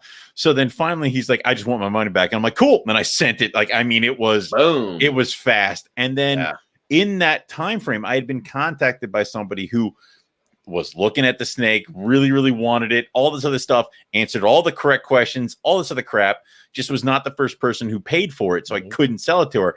I contacted her immediately. She bought the snake within an hour of that dude getting fed up because I couldn't ship it because it wouldn't survive the shipment. Yep. That's his loss. Oh, yeah. Dude, I don't care. I'd rather, I'm so happy. I'm so much happier it went to the other customer than to that guy. And here's a little secret for everybody who's listening to this, who's never bought a snake or is in the position to buy their first snake online. I remember visibly my first online snake purchase. I remember the uncertainty with sending somebody some money and not being accustomed to what's going to happen afterwards, and then asking some newbie questions and then reassuring me, and then the next day everything goes, and it is what it is, right? And everything goes to plan, and that's 99% of the time what's going to happen. However, if you are a customer and you are trying to buy a snake from a breeder, what you need to remember is their time is more valuable to them than their time is to you. So every time you ask them for questions, photos, X, Y, and Z, they're literally having to drop what they're doing to just, quick, boom, boom, boom, boom, boom. And it's not that they don't want to do it. It's that they usually have a few dozen other people asking them the same stuff. Or on the other hand, there are people who don't need to hear those answers. They don't know the answers to the questions. They just know that person produces the quality they like, the animals they like, and they don't want to miss out on it. And so what do? They don't haggle. They send money as soon as the offer is there. Right. So if you want to get a good quality animal from a breeder you like and a pairing you want and this and that, stop haggling. It has nothing to do with what's fair and what's not. It's about, if you really want it, this is the value that it's worth. Because if you wait 60 seconds, somebody else is going to come and snag that. And they'll happily pay a lot more too, oftentimes. It's just the way of the world right now. There's so much demand that our supply cannot feed. Well, and here's the other thing is that if you spend money with somebody, that's fine. Just understand is that other people, you're busy. So, not a lot of us do this as our 9 to 5. So we have jobs, family, and everything else on that. Yeah. So if it's a question about an animal, obviously we can take the time to jump in on that. But if it's just a message of, hey, how you doing? Right. I might not respond to that, to be honest with you, because if you're leading into something that's great, ask the next question, because then I'll respond with doing good, and then I'll answer your question. But if it's just to strike up a conversation, I might not have time for that. Yeah, and I might have a bunch of other stuff to do. I'm staring in the barrel of 200 something snakes to clean, and trying to get everything else with my job and Melissa's stuff, and we're planning a wedding, and we're doing all this other stuff. So maybe I don't have time to shoot the shit with you, but it doesn't mean I don't want to talk to you. It just means I'm all right. Well, this not can the wait. Right time. Not the right time. And then you know what? I might forget to respond to you, but if human nature. And it's one of those things of that there's certain people that assume that because they've spent money with you, that you owe them something. Sure. And I would say that they will, obviously there's something that you want to do as far as customer service and as far as giving somebody a break if they've spent time with you and money with you and stuff like that. But it also depends on the personal relationship. If you spent $200 with me 5 years ago and you still expect me to drop everything and send you a message back when you reply with, "What's up?" Yeah, it's kind of hokey. That's not really going to happen. It just really isn't how it goes. Yeah. But if you contact me usually once a year when I have babies, you're like, "Hey man, I'm interested in this one. Would you knock $20 off?" Sure. Cool. Yeah. All right. Yeah. I mean, like Jeff, I think it's Jeff, Puget Sound Pythons is saying here, it depends. The answer to this question depends on the relationship you have with that breeder. Right. You shouldn't think that just because you gave somebody money, now they owe you their time. Treat people like people. If you want to have a relationship with somebody and maybe get to a point where you feel comfortable asking them for information, be a human being, be a good person, get to, I don't know. Introduce yourself, say hi. If you have a question, ask the question.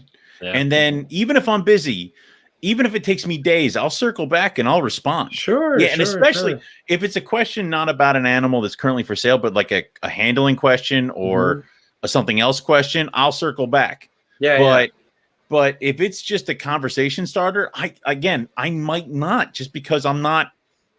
It's not going to be on my top thing. There's a lot going on. There's a lot.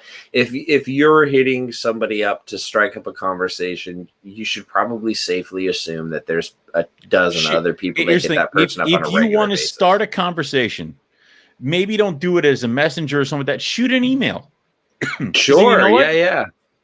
Even if it takes me a couple days to respond, I'll answer your questions. I'll do some other stuff, and I'll shoot you an email back. Yeah. But it's one of those things where it's like, it is what it is. But we're looking down the barrel of 2 hours here. So yeah, and I know Lucas wanted to leave an hour ago. Lucas has musical commitments, which he does. To be completely completely honest, the fact that your Wi-Fi is working out in the woods is great. Yep. The fact that you would even take some time out of your first musical recording outing since COVID started is pretty freaking cool. Yeah, you get some more points for that. So I would miss we would have made it work one way or the other, but I just want to let you know that is pretty cool. Like, I know how important your music life is. Well, hey, you guys are important to me too, and this was a good